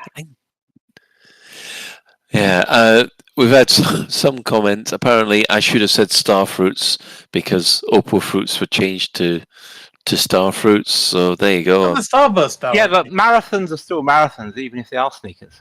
I liked how they did the retros. I loved the retro marathons that they brought back last year. Did they? Huh. Yeah, you could. For a wee while, Mars brought back the retro marathons that were the same size, and they had marathon written on them, and it was great. And I deliberately got like one for me and one for each of the wife and kids as well. So we all had one. I wish they'd bring back normal sized Cadbury's cream eggs and bigger wagon wheels. Right. Well, moving on from that before it turns into old man radio. Again. Turns into again. Right. I think what we're going to do is. Oh, there was another one, wasn't there? There was this golden Imperial Eagle that has appeared on the store. The Osiris, wasn't there? Yes. Yeah. What has that one been on the store before? There's been other ships like it. I don't personally remember seeing an eagle. It may very well have been, though. It may be something that they just pimped in the interim. Yeah, but it's nice enough. It does look good. I mean, I'm tempted. I'm tempted to that more than the. There we are. Yes, the golden Osiris. Yeah, very King Tutankhamun, I think. Anyway, oh good grief! Yeah, I think it's also turned into old man chat as well. Looking through the chat at the moment, I'm just waiting for someone to mention Texan bars, and that's it. We'll have. What do you mean? This is our audience, Colin. Old man bingo here. Yeah. What was a Texan bar? Oh God, no! I'm not. We're not. I hated Texan bars when they were cold because you could never bite into them. You have to wait until they were a bit gooey inside. Texan bars, combined with Iron Brew, was probably responsible for a lot of the dental problems in Glasgow in the late 70s. They sure were a mighty chew, weren't they? Yeah, you'd chew them and then you'd notice your teeth were still in them when you took it out. Anyway, moving on. I think we're going to take a break from this overwhelming nostalgia, and we'll come back with hopefully other people joining in with us next. Are you suffering from battle crabs? We advise White Star Cream. Gets rid of a battle crab after 3 shots. Sweet dreams, little ones. You rest up in your hangar bay, because in the morning you'll wake up to smell fresh laser fire, because you're in a Federal Corvette. And there's one thing that a core dynamic ship does well, and that's kill ships. Big ships, small ships, rings of ships. We even have a go at booping asteroids. Enemy shields down! Enemy dead! There's no further targets, Commander! That's all you'll ever have to say in a Federal Corvette. Core dynamics! Let's not talk about skimmers. Oh, boy, space, it's cold in here. That commander has a cheek sitting up in his cosy and warm cockpit while we haul radioactives around his cargo bay. Oh, is it cold? I hadn't noticed. Oh, that's right. Why, you're not even shivering. Maybe it's because I picked up this North Coast cargo bay sweater. It keeps me warm and stylish. Say, that is a nice jumper. It's made from the finest Verrex wool and handcrafted by novitiates in the underground monasteries of Van Maanen's Star. Wow. Where can I get one? New North Coast cargo bay sweaters. Be the envy of your friends. Wow every lady from here to the Empire. Be warm and toasty even on the 10th planet of a dying star. Now on sale at Spark and Mensa. Better now? Better? Why, I feel so warm I'll probably never catch man flu again. Spark and Mensa, because nothing says sexy like a neck-high jumper.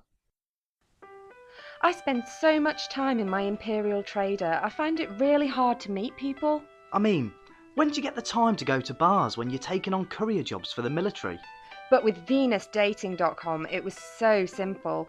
I just put in my personal details and they found me my perfect match. I really thought it would be difficult, but Venus Dating made it so simple. With so much in common. We both like movies, walking along the beach at sunset, browsing Imperial shipyards. And of course, since we started dating, we've discovered that we both really love shooting Thargoids.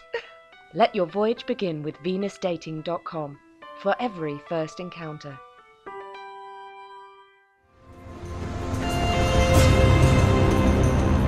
The Dex Legacy on Lave Radio, broadcasting to every corner of the galaxy.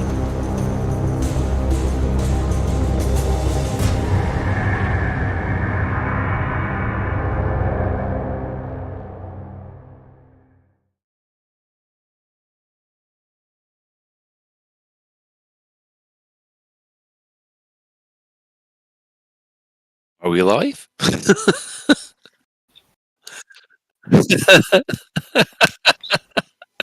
And welcome back. Top Lave radio here, guys. Right, well, what we thought we'd do this week is we'd invite people from the community. If it's just basically a call-in show, if they like. If you want to actually join in with the show, feel free to pop over to the Discord, go to the on-stage area, and basically we'll invite you into the chat. If you've got something to say about the progress of Elite, where you think Elite is at the moment, and various things like that. So let us welcome Little Big In and Grippy Gecko, who have joined us for the moment. So, gentlemen, I'm assuming it's gentlemen. Yes. Yes. We are going to be asking you what would you like to talk about on Lave Radio. The mics are yours. Let's start with Grippy Gecko. Hello. Thank you very much for letting me on, I suppose. Right, I have a radical idea, and this is my chance to air it, I suppose. So the galaxy. Let me just give a button on the mute button instead quickly. Huh? No. It's not that radical. I should so I was point just- out that Ben is the equivalent of the big switch for the red chair in Graham Norton. So. Yeah, I was about to say to our no guests. idea what that's a reference to. I guess just think you can be live in front of tens of people. Yeah. Right, we're not putting you off at all here, Grippy. Off Just you go. imagine they're all naked. That's very off-putting. Ben, no. So yeah, I was just thinking the galaxy is a very big place, and there's an awful lot of sort of space for people to explore, but there's not an awful lot of plot going on in it, really, is there? So I was just thinking, if the people at FDev are like really very, very busy and can't always be writing a lot of plot for places, they could sort of allow, you know how people can sort of make their own player factions in the game? You could have like people be sort of almost like DMs for their own little area of space and create interesting story content for people when they go and visit that system. Obviously they'd have to be vetted, but Yeah, that is actually the problem, the vetting. Because we actually Playing asked... Grippy? How long have you been playing Grippy, mate? Oh, I think it's 2 years in November, I think. Okay. Because before they used to do that. We used to be able to submit our own CGs. And like direct plot and get new bases put in the galaxy, but it was an awful lot of work. It is a lot of work. Yeah, the main problem, I remember Sandro was asking exactly this question for way back when the game was first being developed in the DDF. People were asking, can we actually have, this sector here, and we'll run it as if it's our own DM campaign? And Sandro was there saying, yeah, that sounds great. We'd love to do it. The problem is, first of all, legal reasons we have to vet everything. And the problem with that is it takes so long to do, because there will be someone who will put in a Millennium Falcon, or there will be someone who mentioned that the fact that the USS Enterprise visited this place, and all those kind of copyright breaking things that could let the big boys come in with hammers. Because it wouldn't be the player faction's responsibility. It's still front FDev's game. Yeah. And he's said the amount of effort it would take to make sure that doesn't happen is just not worth it. I mean, it's a great idea. They'd love to do it, but they're not able to because legal. Which is so they couldn't like just sort of open it up to at first just a few trusted people, and then as long as they didn't block their copybook, they'd be all right. But you say that a few trusted people, but what about all of the other people who aren't trusted and then get their noses stuck out of joint and all of that? It's not as cut and dry. It's like with when Frontier said about they're going to have elite dangerous partners that are going to have they'll go behind the scenes stuff, like drops and stuff, and behind the scenes stuff, and that, and people who are like, well, what about the rest of people? What makes that person a good person to choose, and things like that? Is it just because they've not reneged on an NDA in the past or something like that? Do you know what I mean? It's very difficult. And then there are some amazing people who are just on the forefront of creating amazing stuff who have not getting those opportunities. It might put their nose out of joint, and they might not want to participate with anything going forward. It's very difficult to please everyone. Is what is the short. You can't please everyone. That's never going to happen, is it? It never is. There is one possible way I think something like this could be done. would be maybe you could manually generate a kill 10 rats kind of thing. But then how would that be any different from a procedurally generated one? I don't know. Yeah, the thing is, you can compare it to what happened with Freelancer. With Freelancer, basically Microsoft just gave up on it; it became abandonware. But what did happen is that one of the devs released a whole load of documentation about how they actually created their own systems, and what fans were able to do was hack the files to create an entire new universe and create their own missions to go with that. The thing is, Microsoft could have come in and stomped on him, but they just didn't give a damn.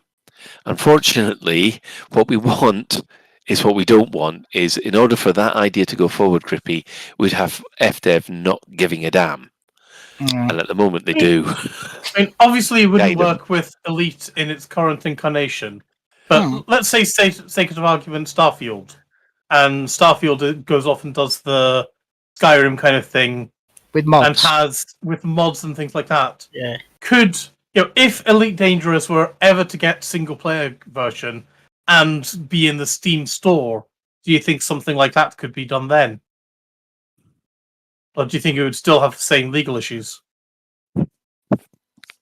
It always comes down to the vetting, isn't it? And that's the problem. Well, but that's the thing. I mean, Skyrim don't seem to give a monkeys about the mods on Steam Workshop or on Nexus mods and things like that. So there are a lot of games with a really strong modding community. Yeah, and they don't get destroyed by copyright stuff. So. Yeah, but they're not online games. That's exactly. The problem. I mean, it wouldn't work for Elite Dangerous in its current incarnation. Can I ask everyone to prepare a drink for a minute? Because I okay, hang on. Because I was fortunate enough to be at a meal with Colin Johansson, who was the game director for ArenaNet for both Guild Wars 1 and Guild Wars 2. And I broached the subject when Guild Wars 2 first came out. I said, you want content, it's got all this world that you built.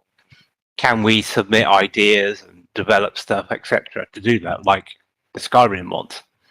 And he said basically similar to what you guys have said, is that he said basically that they looked at doing it, but the amount of time it would take to make sure the mod was balanced and wouldn't affect multiplayer, added to checking the art assets didn't cause glitching or problems or crashes, plus all the other stuff that goes on with it. He said that would take just as long as developing the content ourselves.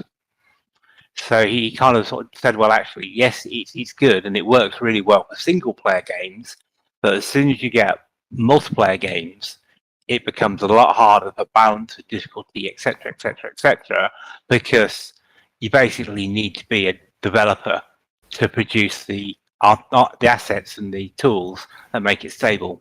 So for me, that was kind of like good reasons why, although in theory it's a wonderful idea, in practice, I think it's a lot of work for them.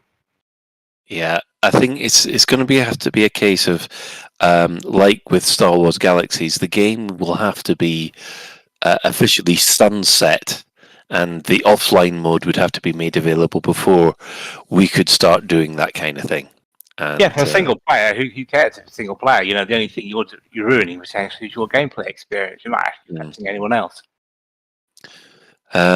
Yeah, so sorry, Grippy. It's a shame. I'd love it. I would love it.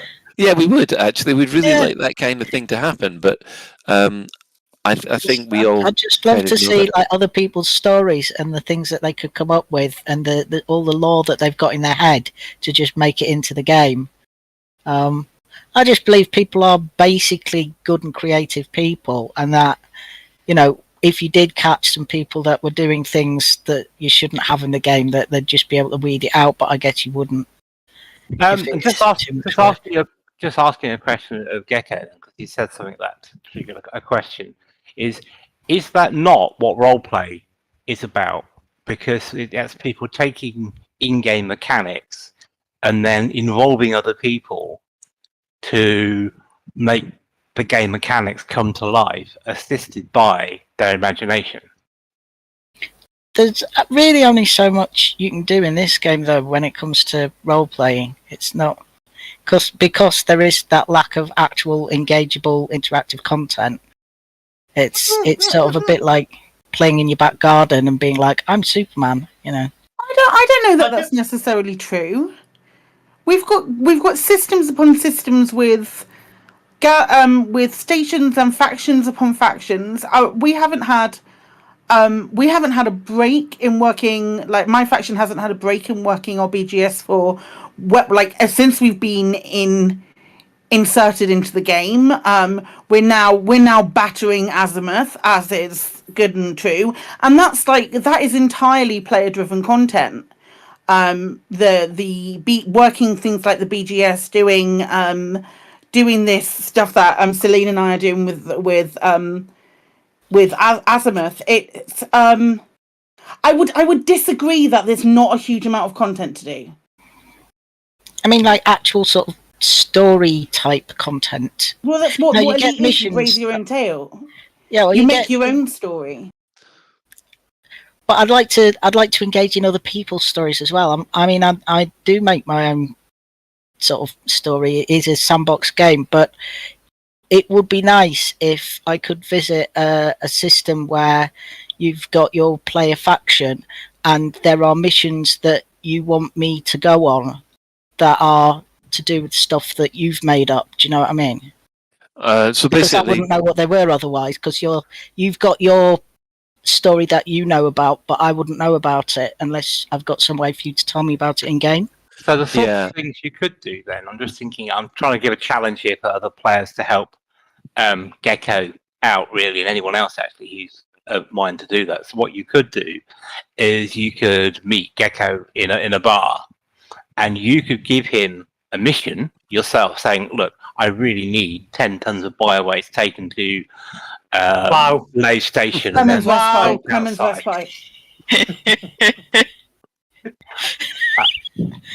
And that sort of thing. So you could give a player-to-player mission, and then get them to do the mission, and then when they reported back with proof that they've dumped 10 tons of bio-waste at Lave, then you could then give them reward. Something like that, because I think the tools are there. I think it's just a bit difficult to see how they can fit into the world that Gecko is talking about. But I'm pretty sure it is possible, though. I mean, Gecko. I mean, are you on about creating your own, you've one-off missions for other people to do, so they could pick up those missions from the mission board? I was thinking more things that would work into mission chains, because at the moment the procedural system doesn't really do that sort of thing. Sorry. Or like where it branches, maybe. So I just need to mute myself. Yeah, I know. I tried to work out how many possible branches there could be from, for just say a 5-mission one, and you could have up to 256 different combinations which you'd have to code if you wanted that one 5 link to be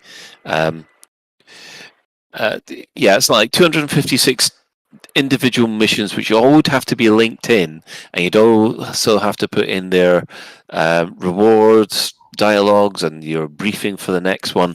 And the thought of doing that is, that's just for one mission, and we have tons of others. So can you imagine how long that would take to code? Yeah, this is.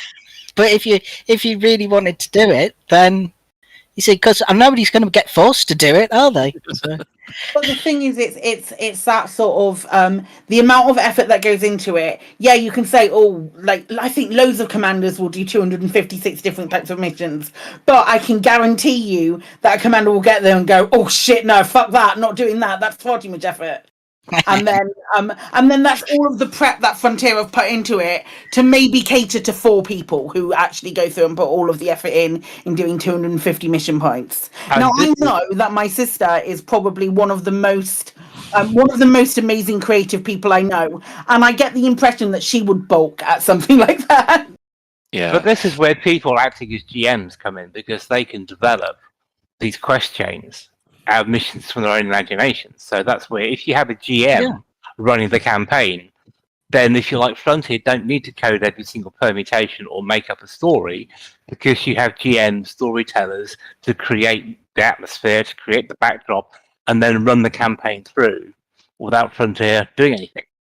Shan, I don't think they've got the tools to allow people to put in basically hand-coded missions on top of the existing mission board.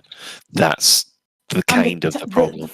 The time insert, and like I don't know if you've ever DM'd, Shan, but the amount of prep that you have to do as a DM for every possible route that a person would take, that's even more than 256 options.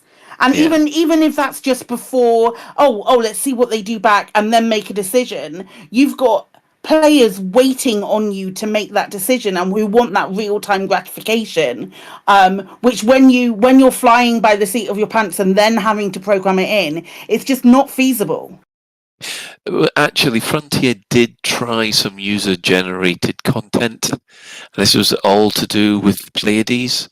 As part of the mission of the rewards for being as part of the DDF, Michael Brooks got in contact with us and said, right, would like ideas or a plan for basically a Cold War happening in the Pleiades between the Empire and the Federation.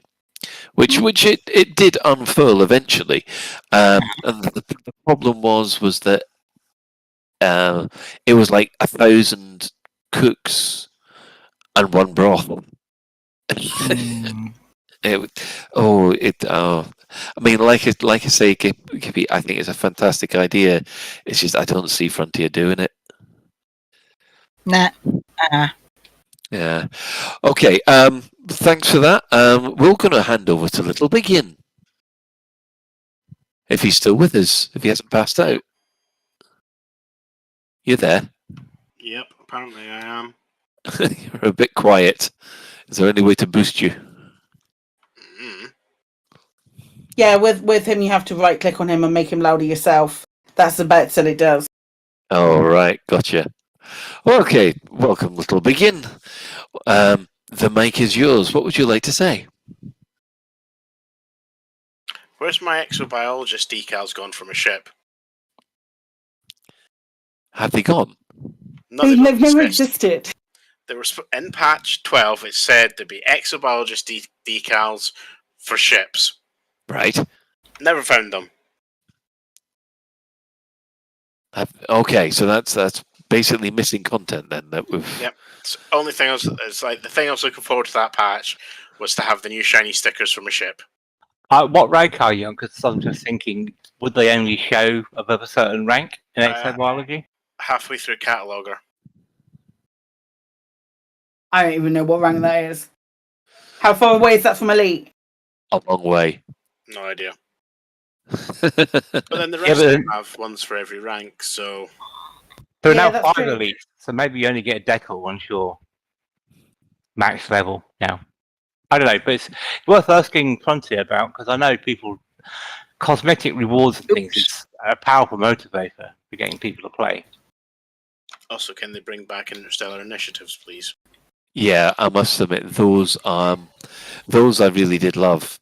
Those interstellar initiatives, those sort of like month-long linked community goals without overriding. I mean, they've kind of replaced it with the whole Azimuth saga, but I don't know. It just feels a little bit slower. Did you say you're a cataloger? Yeah. Yeah, you. That's the equivalent of expert. I'm taxonomist, which is the equivalent of master. Then you get ecologist,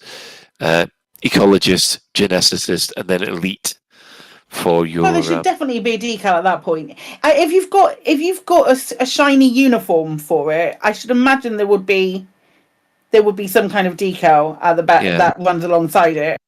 You because they did say that in the patch notes.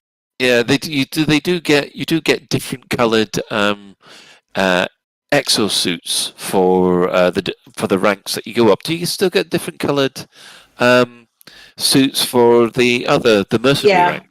Yep. All right. So yeah. So we've got to find. We've got to have a nag at Frontier then to say, "Oi, where's our decals for the ships?" Unless they meant the suits and someone did a typo. I don't know. If they did mean that, they're not there either. Yeah.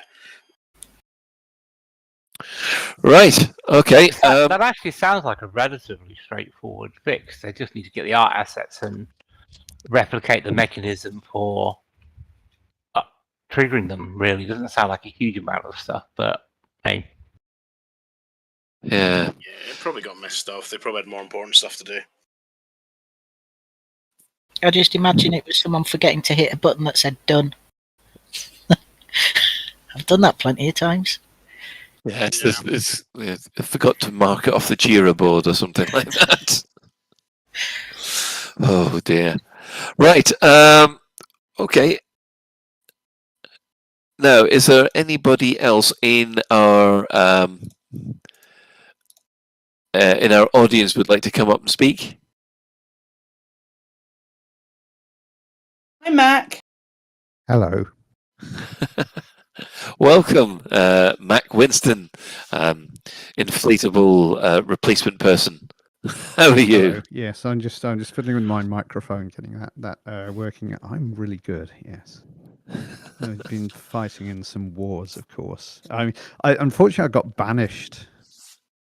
We were watching Stranger Things tonight, and I remarked while we were watching it that it felt a bit like it's the scene where not too many spoilers, but it's a scene where Hopper has the big gun. Yeah, they get shot at in that little cabin, and everybody Zerg rushes him. And I remarked that's like me at an Odyssey settlement. Anyway, to cut a long story short, I was doing some missions, and I was doing one of those upload some dodgy data ones, and I got caught. And well, I'd uploaded the data, and I tried to run away, but I got shot and sent to prison. But I picked up some notoriety and a fine from the East India Company, and because I had 3 notoriety, I've basically been in exile because I can't do anything for the AIC because I've got a fine, and so anonymous protocols. And I can't pay the fine off, and I'm still notorious even now. And this was about a week ago this happened, and I still haven't worked my notoriety off. So yeah. Don't you find that a little bit odd, like being one of the bigwigs of the company? You can't like pull rank and get rid of it. Yeah, no, I've been put on the naughty step. So basically, so yes, I've been sort of. I could do some combat because I've done some conflict zones. I quite like a bit of a run around the ground conflict zone. One of the few on foot things that actually makes more money than a space based thing. But yeah, it was. I did feel rather raw, but I thought, well, there's no point moping about it. I might as well. If you can't do the time, then don't do the crime, kind of thing. So, has anyone ever been shot at by their own fleet carrier? It's funny that's exactly what was happening to the Burrs this Monday. He was hostile to his own carrier, and as soon as he took off, his own carrier started shooting him down. Oh. So yes, that does happen sometimes, Shan. It kind of reminds me, if you remember from early on, there was one of the really early CGs for the FNS Nevermore, that new capital ship, or the Coppital ship as it was nicknamed, because the CG was to collect loads and loads of copper for this thing. Mm-hmm. And in a horrendous cock-up, so somehow it ended up, probably because it was parked next to the station, and there was probably a bit of stray fire, and the station managed to hit the capital ship that then started shooting at the station, and the ship and the station were there for hours shooting at each other. That was brilliant, and I love Frontier actually took the event, didn't they? And put a Galnet article about it. It was brilliant. Yeah, so it was. I just wish Frontier could do that kind of thing deliberately instead of by mistake. But some of the things that obviously it works. Some of the things like this that happen through serendipity, though, are quite, it's these random little events that kind of make the game. But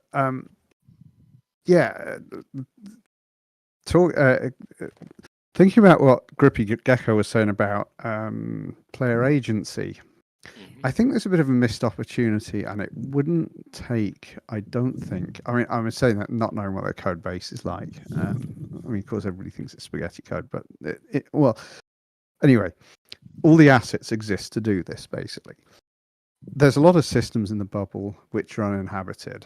And we've got this expansion mechanism for minor factions. Now, what if you could work on your minor faction, get it into a really rich state, so you do a lot of trading and whatever. You do something deliberate to big the faction up, and then instead of just expanding to an already populated system and taking a spare slot in the if there's fewer than however many factions it is in the system, you can then make your faction expand to a completely uninhabited system. So you get like an automatic mini CG basically spawns for your player minor faction, and then however high it goes determines what kind of asset you get. So if you do really well, you get like a Celis starport, with lots of hab rings and stuff. If you barely succeed, you just get one of those little shoebox stations kind of thing. And have that new system.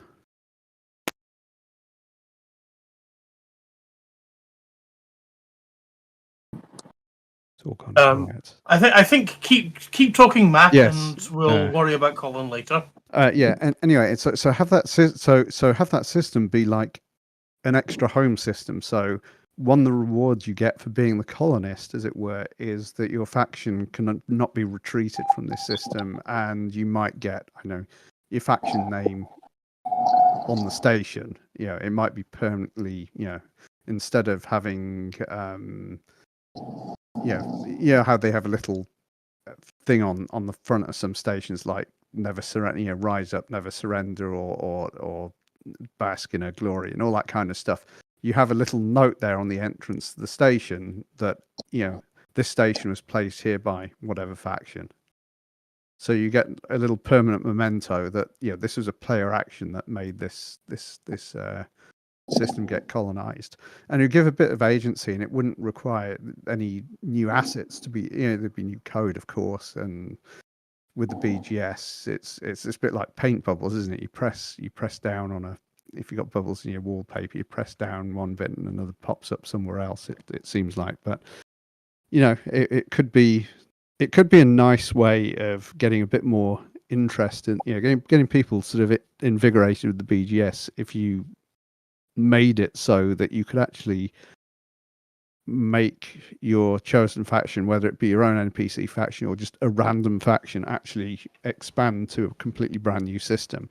And that way you could even push out of the bubble. So like play in Colonia could start expanding a bit. Or people could work on a mini bubble on one of those, those places sort of halfway between here and Colonia, that kind of thing. I think that would be fun.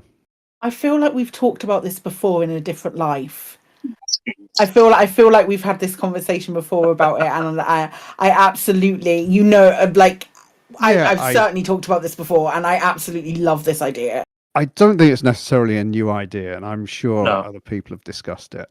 I mean, but it probably because it seems like almost the obvious next step to do with the BGS. If you want to add something to the BGS, add this.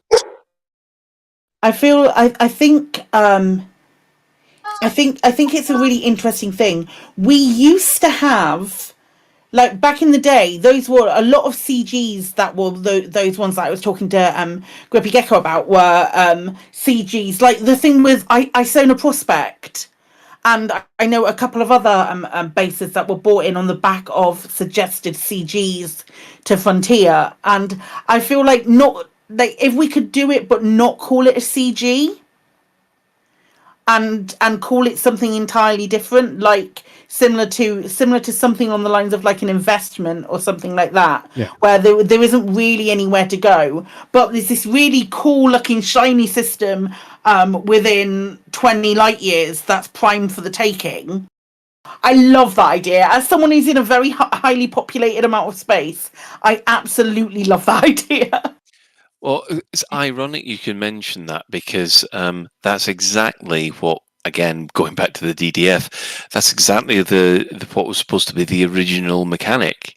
What was supposed to happen was that basically you could manipulate these factions, like they've expanded on the BGS, but the idea was that you increase these factions to a point where they do expand into another system, which would automatically trigger one of these pre-generated events, like an investment, and you would make runs, drop it off at a cargo ship, or make these runs and drop them off at a predetermined location, something like a cargo ship or a mega ship or something like that. And every week that you did that, then you'd see the station build up a little bit more. So that if you had an Acellus, it would start off with the stick skeleton, and then it would slowly build itself out over the next 4 weeks. Unfortunately, I remember Alan telling me that they were really excited about this, but it was one of those things that was a great idea on paper, but they couldn't get it to work.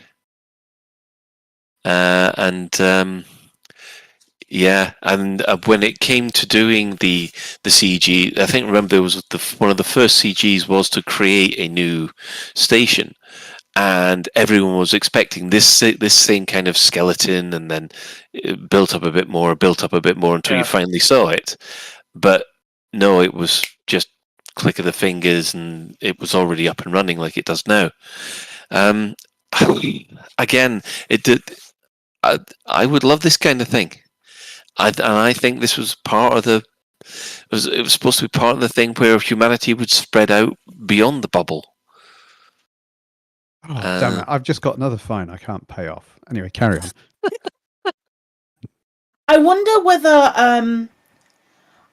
whether rather than having it sort of like appear every week or so, have a new bit of it appear. I wonder if you could go to, okay, you complete it, and then on the following Thursday, for argument's sake, on the following Thursday server tick, the ones who have performed the best, so let's say like the top 10 who have performed the best or have had the most things delivered for them, they get their bases, or they get the bits the new bases that they need, or something along those lines. So Frontier isn't constantly having to acquiesce to what everybody wants, but maybe just like the best performing ones who have that goal, who have achieved that standard, get to then make an attempt at something else. It certainly would broaden and deepen the BGS in a way that is that idea is so exciting to me. I'd love to see that implemented. Yeah, I think the only thing that holds that back is Frontier is scared of losing control of basically the bubble, because they could end up with places where the bubble will grow in such a way that it might encroach on bits that they're holding back for other content, say Call 70 Sector. Because I got a horrible feeling that once you start opening that door, it will happen exponentially. You'll end up with it as spreading over the galaxy before you know it.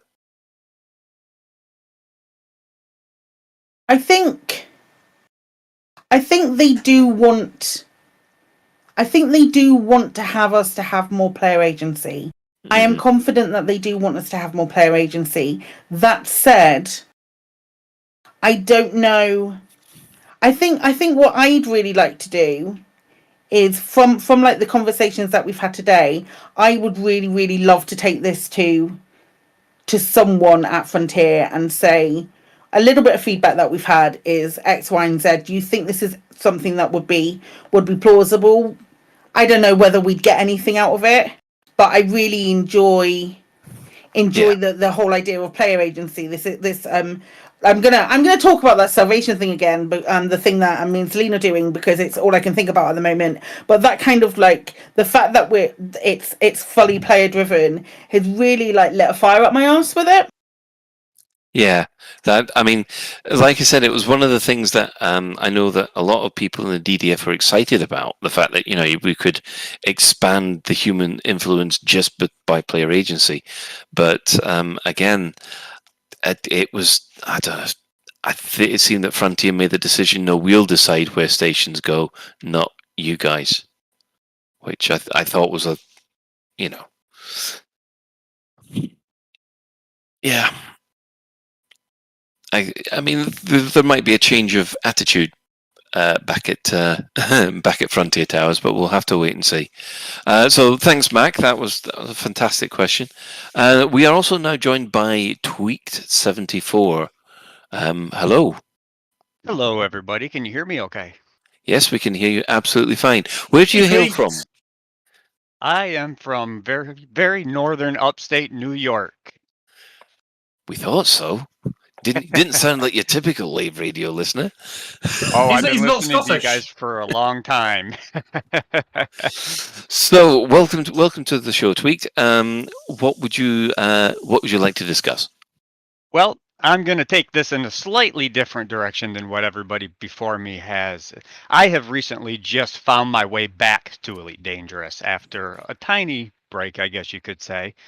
The rest of you might not know, but I know Ben is aware. I've been an avid Elite Dangerous player and fan, and started our own squadron in game. So Psychic, just like you, I'm much into the BGS and everything.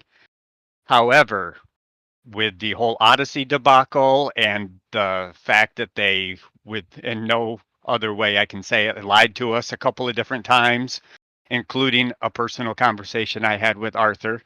So that didn't sit real well with me. So I went away from the game for a little bit. Recently have found my way back. And how I did that was I had to remember what I fell in love with about Elite Dangerous in the first place and start enjoying those things again and not worry about what Frontier is going to do. Because I will say this, when I was new to the game, I had vets telling me we love the game despite FDev. And I didn't believe them at that point in time. I have come around circle now. I totally believe. I enjoy what is in the game currently because I have no faith, no trust of what FDev is actually going to put in the game.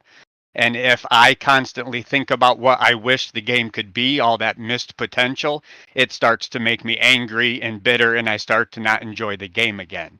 So I have rediscovered my love for the BGS. I try to help out the squadron when I can. I am enjoying the Odyssey stuff on PC. The ground missions can be a lot of fun, things like that. So I'm not an FDev hater by any means, but I think they could do a lot more with the game. And I think, to be honest, that's pretty much my attitude with basically every game I've played, arguably since 2012, I think. And that might just be me getting old and things like that. But yeah, I always have, well, not always, recently, being the past 10 years or something like that at least, I have taken games as, what are you giving me now? And I mean, it's like with Fallout in Space. Yeah, I have zero faith that will come out and it'll be a good playable game. But give it 6 months of development time, buy the Game of the Year edition, that'll be ace. And I just think that's a healthy attitude for everything, frankly. Yes, I had a problem with that, though, as you know. Kai and I doing Elite Week back in the old day and everything, we used to speculate, because that to me was Frontier's biggest failure with Odyssey, was not setting expectations and not telling us really what was coming, so our imaginations ran away with us and everything. And imagination always does, so that's it's the same as TV shows. I mean, Christ, you go off and imagine, I don't know, say a little show about Obi-Wan and Kenobi set between episodes 3 and 4, and what you've got in your head is going to be so much better than anyone else could be for you. Right. It's your head Totally canon. agree with that. Yeah, head canon is always better. Yes, and I am pushing 6,000 hours in Elite Dangerous, and I don't have any regrets with that or anything. So yeah. I mean, I must admit, it is a hard thing sometimes when basically you see so much being missed before, because I know that there were plans for them to put in a whole load of extra hidden content, and you'll notice in the codex there was supposed to be there's a rumored section that was supposed to be placeholders for people to be able to go ahead and help discover this new content. It's never been implemented. It's never been implemented because basically they never had time. They've either been fixing problems, or things haven't gone to plan, like Odyssey, full stop. And they've wanted to put things in, but they never got. They've basically run out of time, or they've run out of money. Right. I mean, you can go back and look. Not to interrupt, Colin. You can go back and look when Power Play was put in, which I know you're big into now. The BGS was put in, which I know Psychic and I are into. They put it in, and then they've made promises in the past to go forward and touch it up later on, and they never really have. So that's kind of how I feel about that kind of stuff too. So. Oh yeah, well, we're on the same page about Power Play. I'm going to hand over to Shan for a second. Yeah, I've been thinking along these lines for a while, and actually I'm starting to feel a little sorry for David Braben. And maybe this is me putting my thoughts, taking his name in vain and that. But if you listen to early Elite David Braben, you can see when he shuts his eyes and imagines what he wants Elite to be, it's full of things like big game hunting, scooping gas giants, a whole universe to explore, and all that. And I think actually in the quiet moments when he thinks of those images he had, he must feel quite sad and regret of what was made is nothing like what he had in his head. And you can't really do that, Shan. You can't turn around to say, I know what David Braben's thinking. No. That's what I was maybe I'm putting my own thoughts onto it. But I suspect if that is the case, what's happened is someone said, okay, it's going to take 6 months to put in clouds in atmospheric planets, and it's going to cost this much money.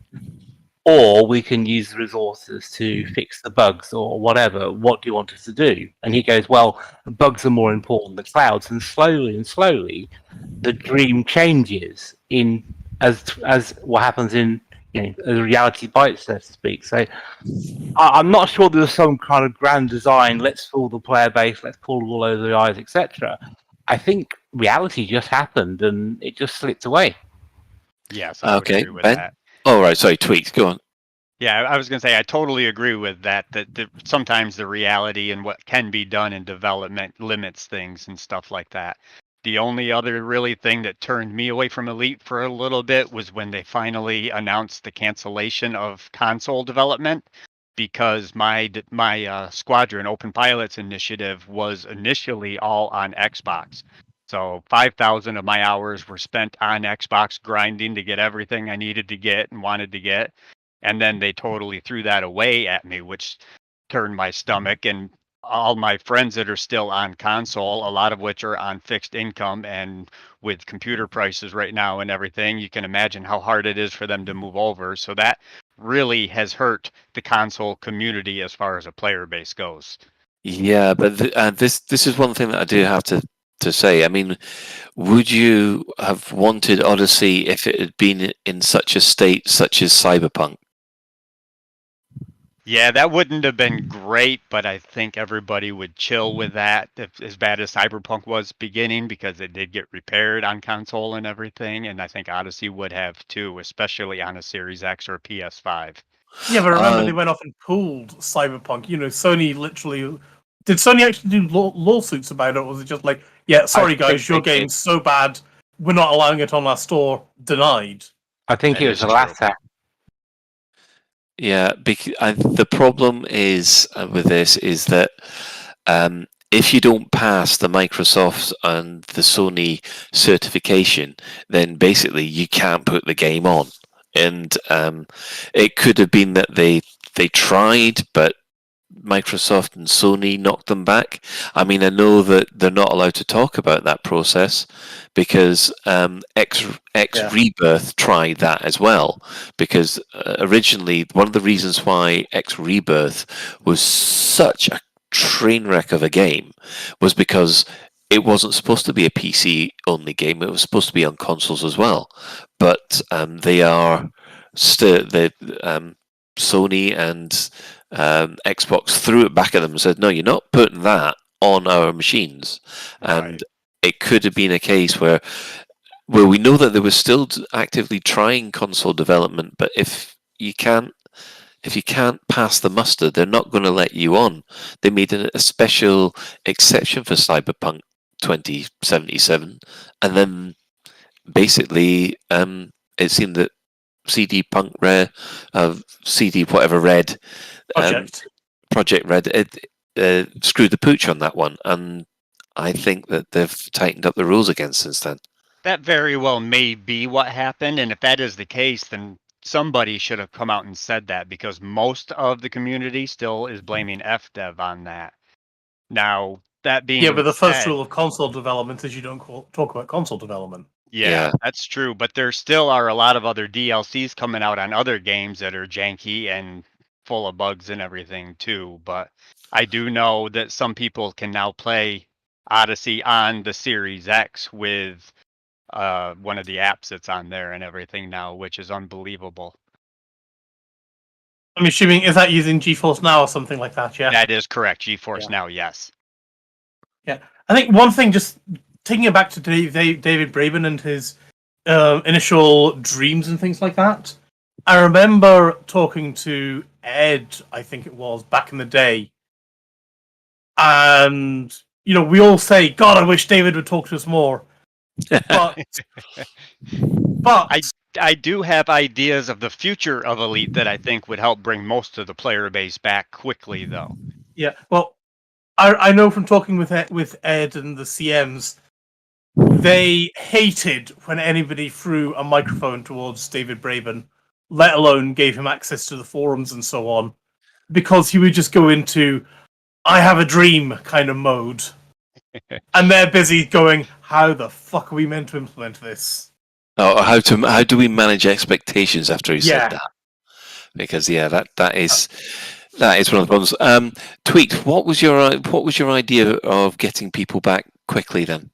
Well, my ideas were, for example, being in the inside of the stations, right? You see all those advertisements for the beluga liners and all that kind of stuff. Mm-hmm. So say in November when the major narrative hits, or a little before that, even in August, we have a news broadcast, right, with some reporter, and have it all acted out, and she's talking about Thargoid things happening, and then in the background we see Thargoids on the ground, like dragging somebody off into the black, or into the dark or something like that.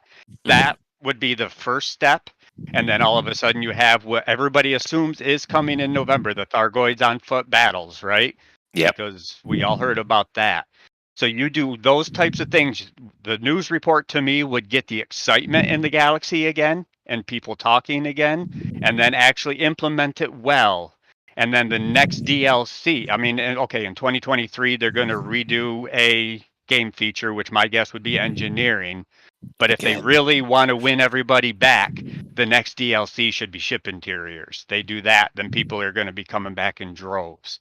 And it doesn't have to be Star Citizen level detail ship interiors, but to me, ship interiors, like if you're out in the black, for example, and you can walk through your ship, you now have a science lab. You can collect your samples out there, bring them into your science lab, and do some mini game in there, and you have new game content.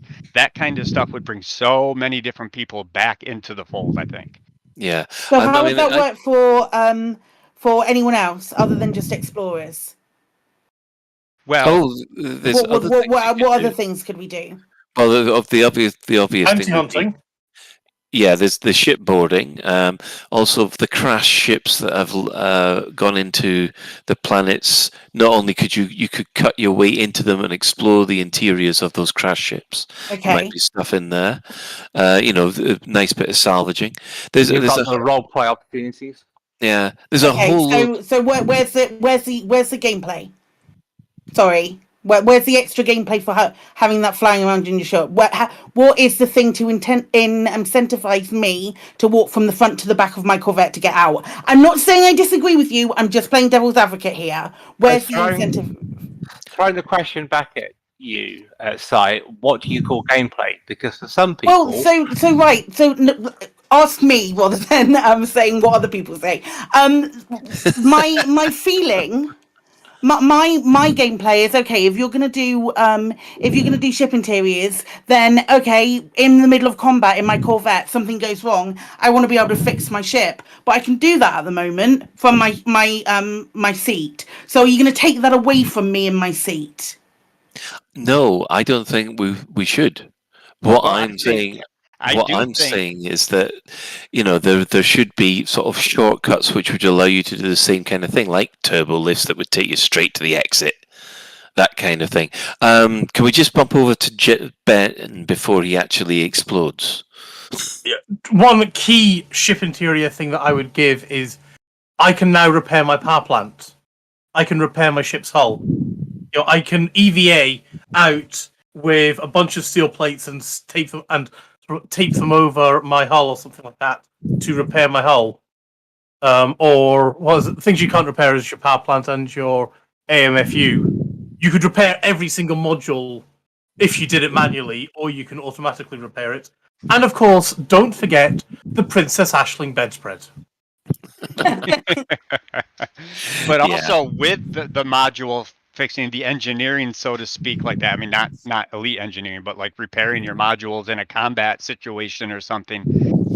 Think about the multiplayer effect. If you actually had friends on your ship, assuming that physical multi-crew actually works better at that point in time, then You could have a friend that loves putting out fires and repairing modules and stuff, whereas I might not love that, but I love flying the ship or I love being in combat or something. You could find a role for all of your friends that way. I'm just picturing Shan down in the engine room going, switch off, switch on, switch off. Oh, you want to jump? 1, 2, 3, stop!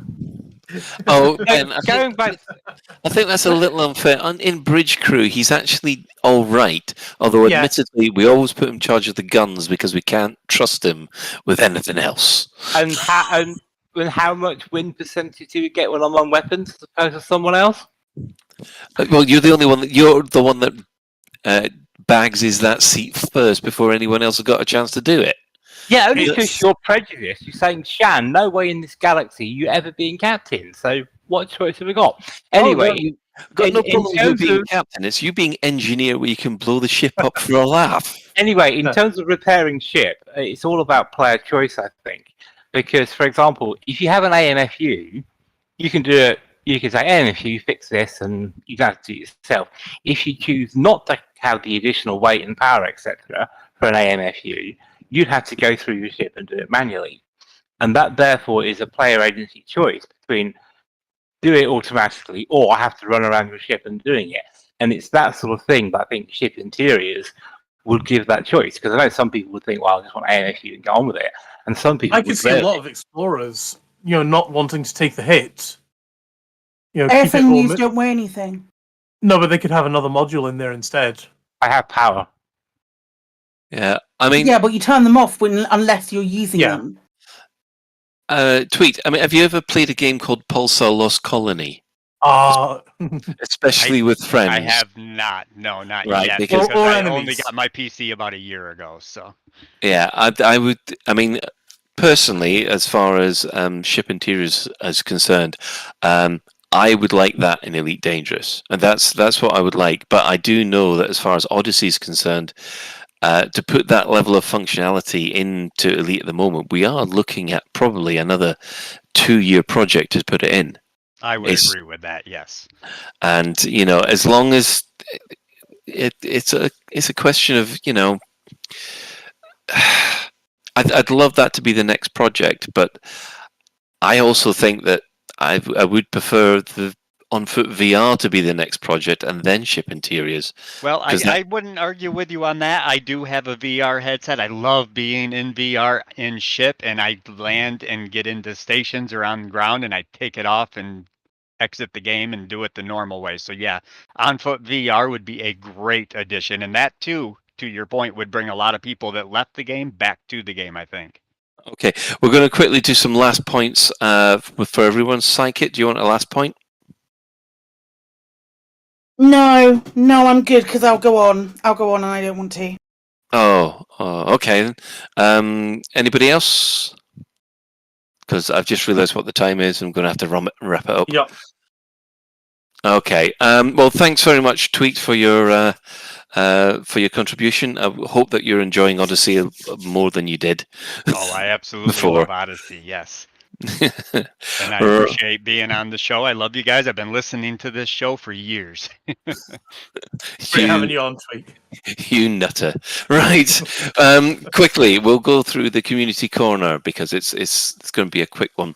Right. Now, Psychic, you have set up Operation Witch Hunt. It's me and Celine.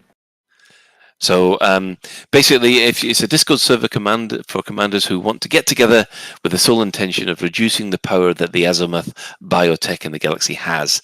So we'll put a link in the show notes. And like I said, it's Psychic and Celine who are doing it.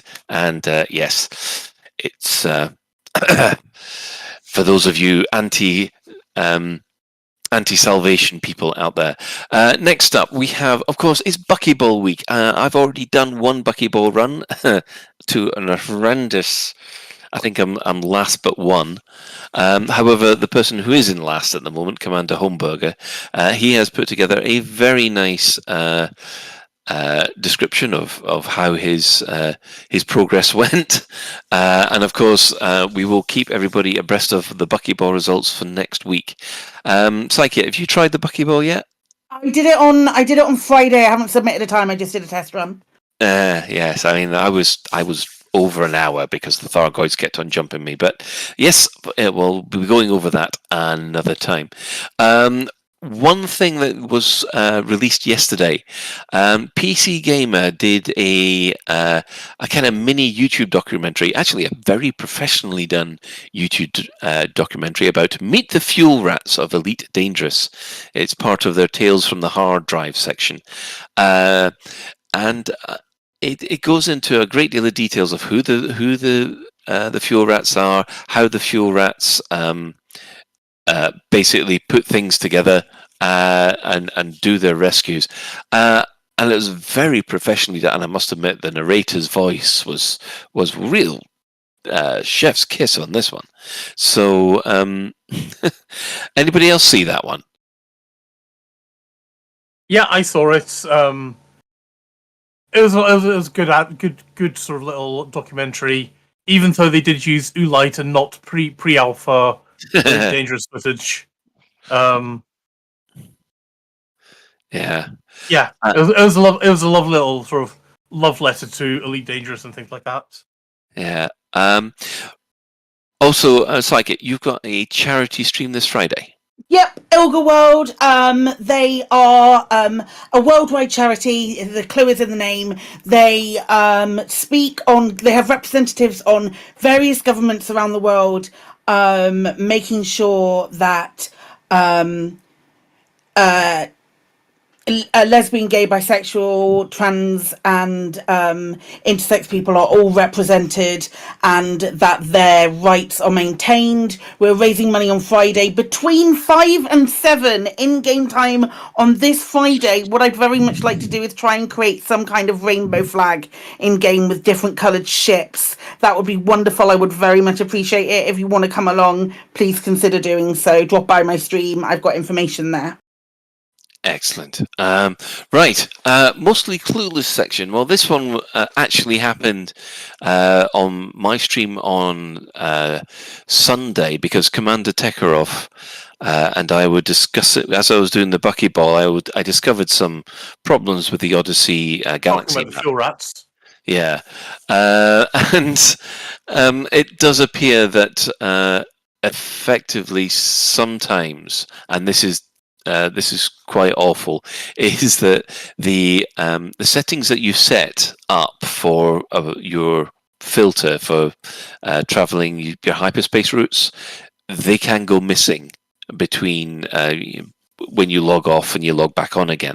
I've noticed this happening quite a lot of times. So the thing that we would ask you to do if you're doing long trips at the moment and you log back in, always check your filters for the galaxy map if you're in Odyssey. Doesn't seem to happen in Horizons, but it does seem to lose the star filters, and it does seem to lose the fastest / economical route settings as well. So until Frontier get that sorted, it's just something to keep in the back of your mind. It's also, according to Commander Tekkerov, one of the reasons why him and his other fuel rats have been getting a lot busier lately than normal. So yeah. Right. Any other business?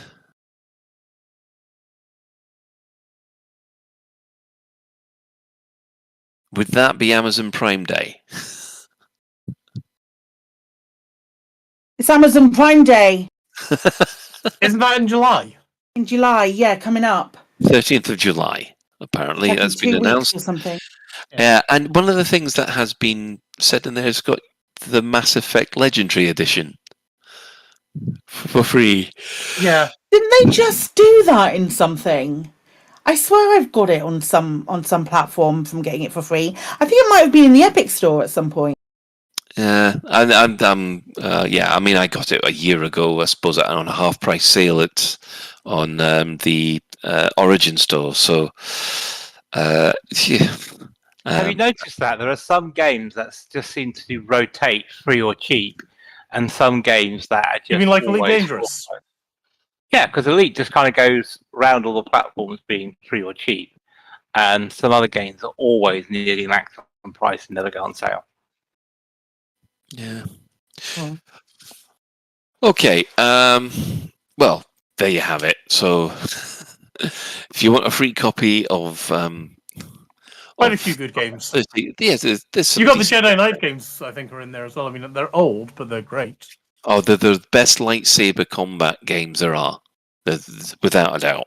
And the servers, put it this way, the multiplayer servers, they're still active because. Are they? Oh yeah, the big ones are still active, so you can still, and there are still people running around. And I'll tell you now, the people that lightsaber fight on those servers, yeah, they practically are Jedi. The way that they're able. I assume there's high res mods and all that kind of stuff right now.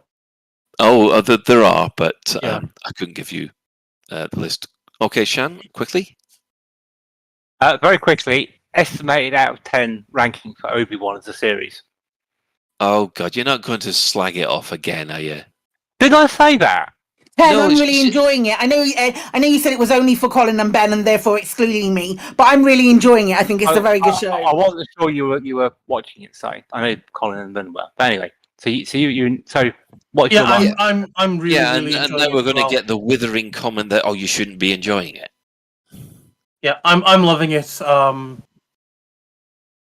And well, the last episode's tomorrow, isn't it? It is. It's supposed to be an It's- hour and a half long, isn't it? Yeah, it's lovely to see Hayden Christian back and getting the love from the community that he deserves. Yeah, because let's be honest, he's a good actor. The problem is sometimes the script you get. That little girl who plays Leia, she's adorable. I think personally, I'd give it a 7.5 at the moment. There's a couple of questions I'd like them to answer. But to be fair, the focus on Leia is about the only way they could have gone, given episode 4. So I don't begrudge them. Well, there's no Luke in it. Well, of course there's no Luke in it, because that's what episode 4's about. So, Yeah, well, yeah. there's going to be a bit of Luke. It looks like there's going to be a lot of Luke tomorrow. We'll just have to wait and see. Yeah.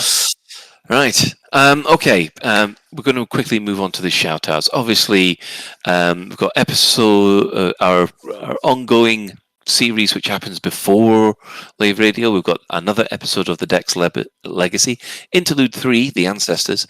That will premiere next week at 8 o'clock. For more information, go to thedexlegacy.com. Of course, our sister station, Hutton Orbital Radio, it broadcasts on a Thursday at 8:30. Go to twitch.tv/Hutton Orbital Truckers, or if you just want the audio, go to radioforthemug.com. For the discerning commander that likes a bit of CQC action, check out the CQC Discord at discord.me/Elite Dangerous. We'll give some shout outs to the other Elite Dangerous podcasts which are hanging about. That's Allegrab AM, the Canon podcast, the Elitecast, the Fatherhood podcast, Flight Assist, Guard Frequency, Loose Screws, and of course Squeaking Fuel. And of course there is the Data Sleep podcast, which Alan will update whenever he has spare time. He doesn't have spare time. Now, following this, of course, we have the latest Galnet News Digest as provided by Commander Witherspoon and Commander Beetlejude. And we'd just like to thank everybody who's come into the chat that we've had tonight. We'd also like to thank everybody who's... have you had anybody annoy you, Psychic, as you've run around? Kremen, Miggles, Goatee, and Kate. Excellent. Thanks for that. We'll also thank everybody in the Twitch chat who has and the console chat and YouTube who've made some fantastic suggestions. I'm sorry we haven't been able to sort of jump on top of them for all of you. And special thanks, of course, goes to Commander Tokuso, JN Trax, and Alan Stroud, who have created music for the show. Well, that's it for another episode of Lave Radio. If you'd like to get in touch with the show, you can email info@laveradio.com, hit us up at facebook.com/laveradio, tweet us at Lave Radio, and you can join our Discord server by going to discord.io/laveradio. We also have a TeamSpeak server where commanders like to hang out and chat, which you can find at teamspeak.laveradio.com. Now, do get in touch if you have any questions or if there's anything you'd like us to discuss in a future episode. Lave Radio is recorded live on a Tuesday evening at 8:30 and streamed out at laveradio.com/live. So thanks to Shan, thanks to Psychic, and thanks to Ben. And special thanks, of course, goes to today's tech specialist, the wonderful Commander Ventura. But until next time, commanders, fly safe. And if you can't do that, fly dangerous.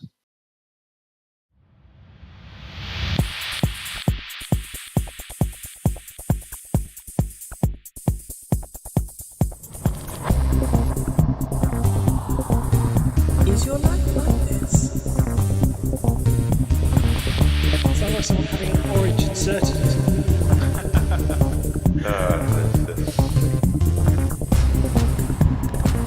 Need a safe word. Space can be low.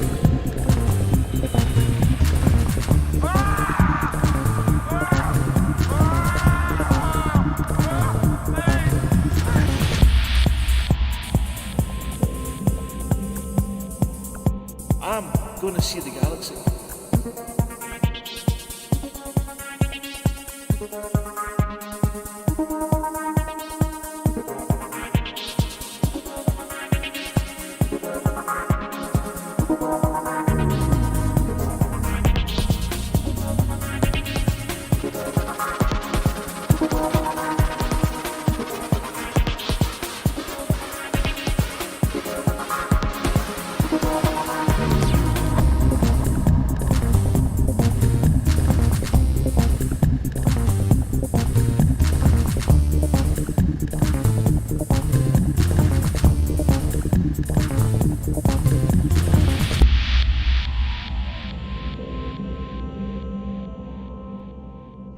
Damn it. No worries, guys. Hold the fort for 2 seconds. I'll be right back.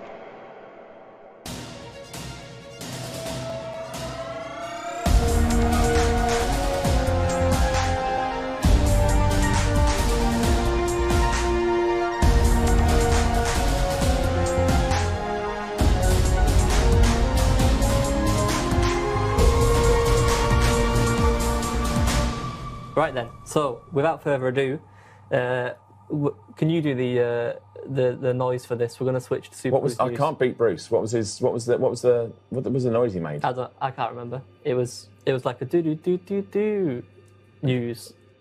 Do do do do do news. Galnet News Digest, 21st of June, 3308. We read the news so you don't have to. In this week's news, we look at early polls in the Alliance vote on Sirius. We are amazed by the complexity of the Seven Sisters Speedway time trial, and we experience what it's like to jump into witch space when you're sitting outside the carrier.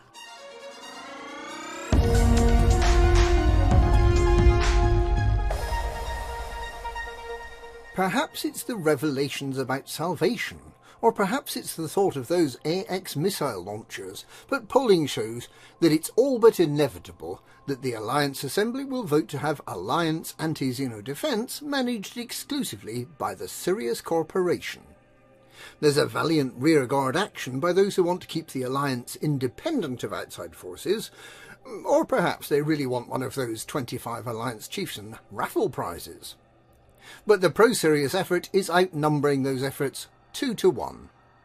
It's unclear what the exact terms of the agreement will be, but it's clear that the Sirius Corporation does not make charitable donations. It will expect to benefit greatly from its contract with the Alliance. Arguably, the Alliance, combined with Sirius Navy, could become almost as great a military power as the Empire or Federation, although the current highly decentralised model used by the Alliance Defence Force means that it is a much less effective fighting force than its numbers might imply. As with the other superpowers, many members of the Alliance Navy are seconded to support Azimuth Biotech and Salvation, who is also known as the Witch.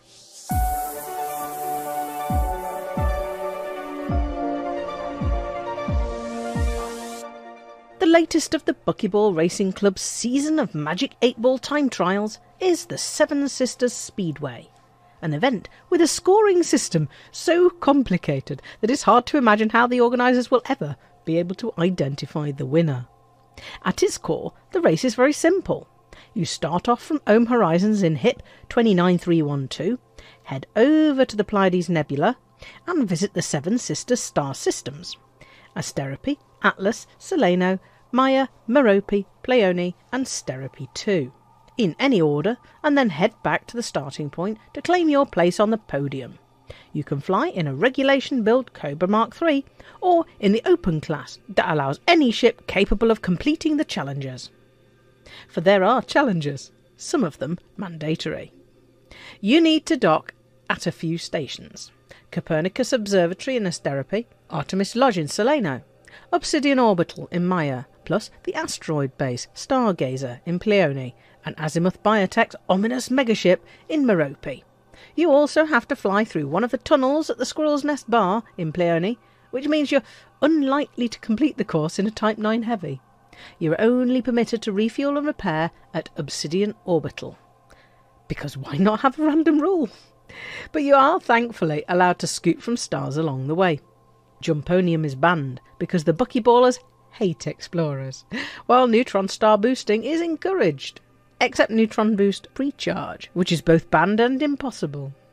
In the open class, you're not allowed to use docking computers or supercruise assist, but flight assist is permitted. Engineering, including exclusive CG rewards, is permitted, but not heat sinks, shield cell banks, or limpets, which presumably means that calling the fuel rats would get you disqualified. Guardian technology is permitted. There is nothing we could see in the rules about using wingman navlocks or about being in a team and getting an extra pip. So far, so straightforward. But then, you can take time off by completing a series of optional tasks. These include overheating when you jump to hyperspace. You can take a second off for every percentage point of heat, meaning that 120% heat would take 2 minutes off. It's not clear from the rules if you can still take 99 seconds off if you don't quite hit 100%. There's bound to be a steward's inquiry for that.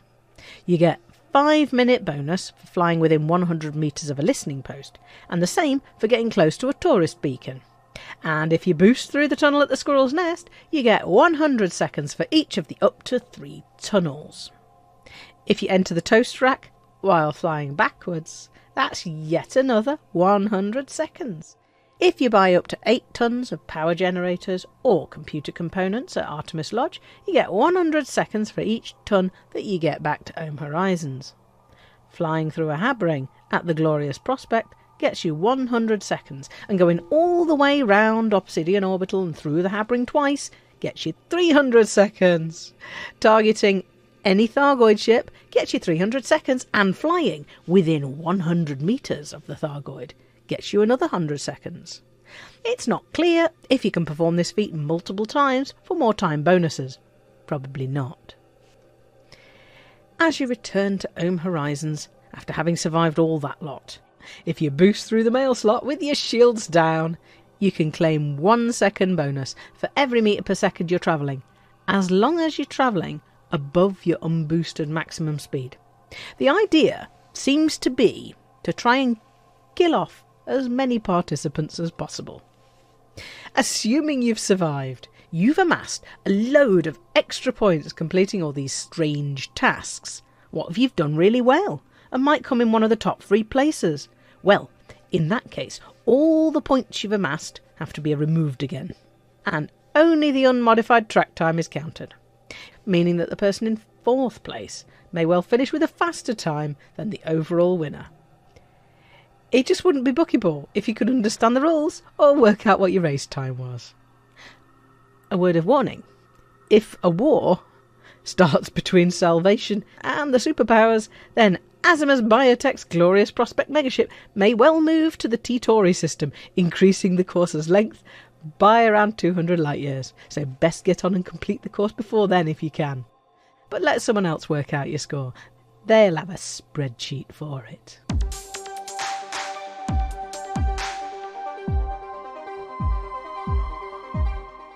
Commanders visiting the Redugia HJ-M B48-1 system can experience some of the most beautiful sights in the galaxy. 2 planets with the thinnest imaginable rings orbiting as a close pair, close to the star, and with a tiny rocky moon orbiting one of them, creates some highly memorable conjunctions. However, you need to be careful where you park your fleet carrier when visiting this lovely system. The planets are so close to each other that if you're not careful, the fleet carrier self-preservation subsystem will kick in and move the fleet carrier rapidly through normal space to avoid it getting crushed by the approaching planet. Unfortunately, if a fleet carrier starts moving rapidly sideways, the commanders on board do not accelerate with it. Coupled with the incredibly thin material used to make the walls of fleet carriers, it's all too easy to get thrown out into the vast emptiness of space, which is inconvenient, but does give you a rather good vantage point to admire the cosmos. Which would be fine, if it weren't for the bungee cord tied around your waist that keeps pulling you back into the carrier, only for you to slide back out again, over and over and over again. It gets a bit monotonous after the first hour or 2.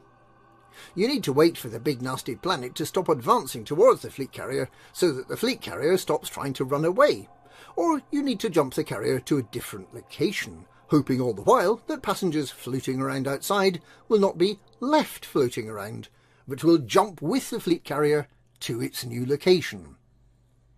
The stewards are very kind, by the way. When the time comes to be seated for the jump, they understand that you can't fight against the acceleration of the fleet carrier to get to the observation deck, so they provide you with your own invisible chair outside the carrier from which you can safely observe the ship's departure. And that truly is an unrivalled spectacle. And that's this week's Galnet News. News. Galnet News. We ram the tourist beacons so you don't have to.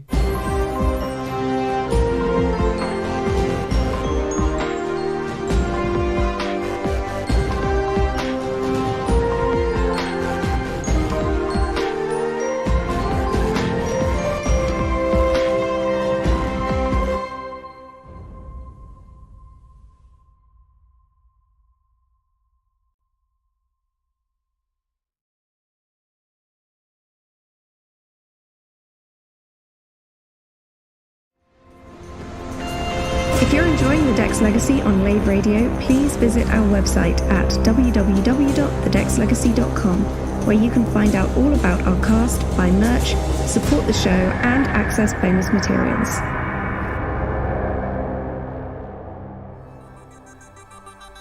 Are you suffering from battle crabs? We advise White Star Cream. Gets rid of a battle crab after 3 shots.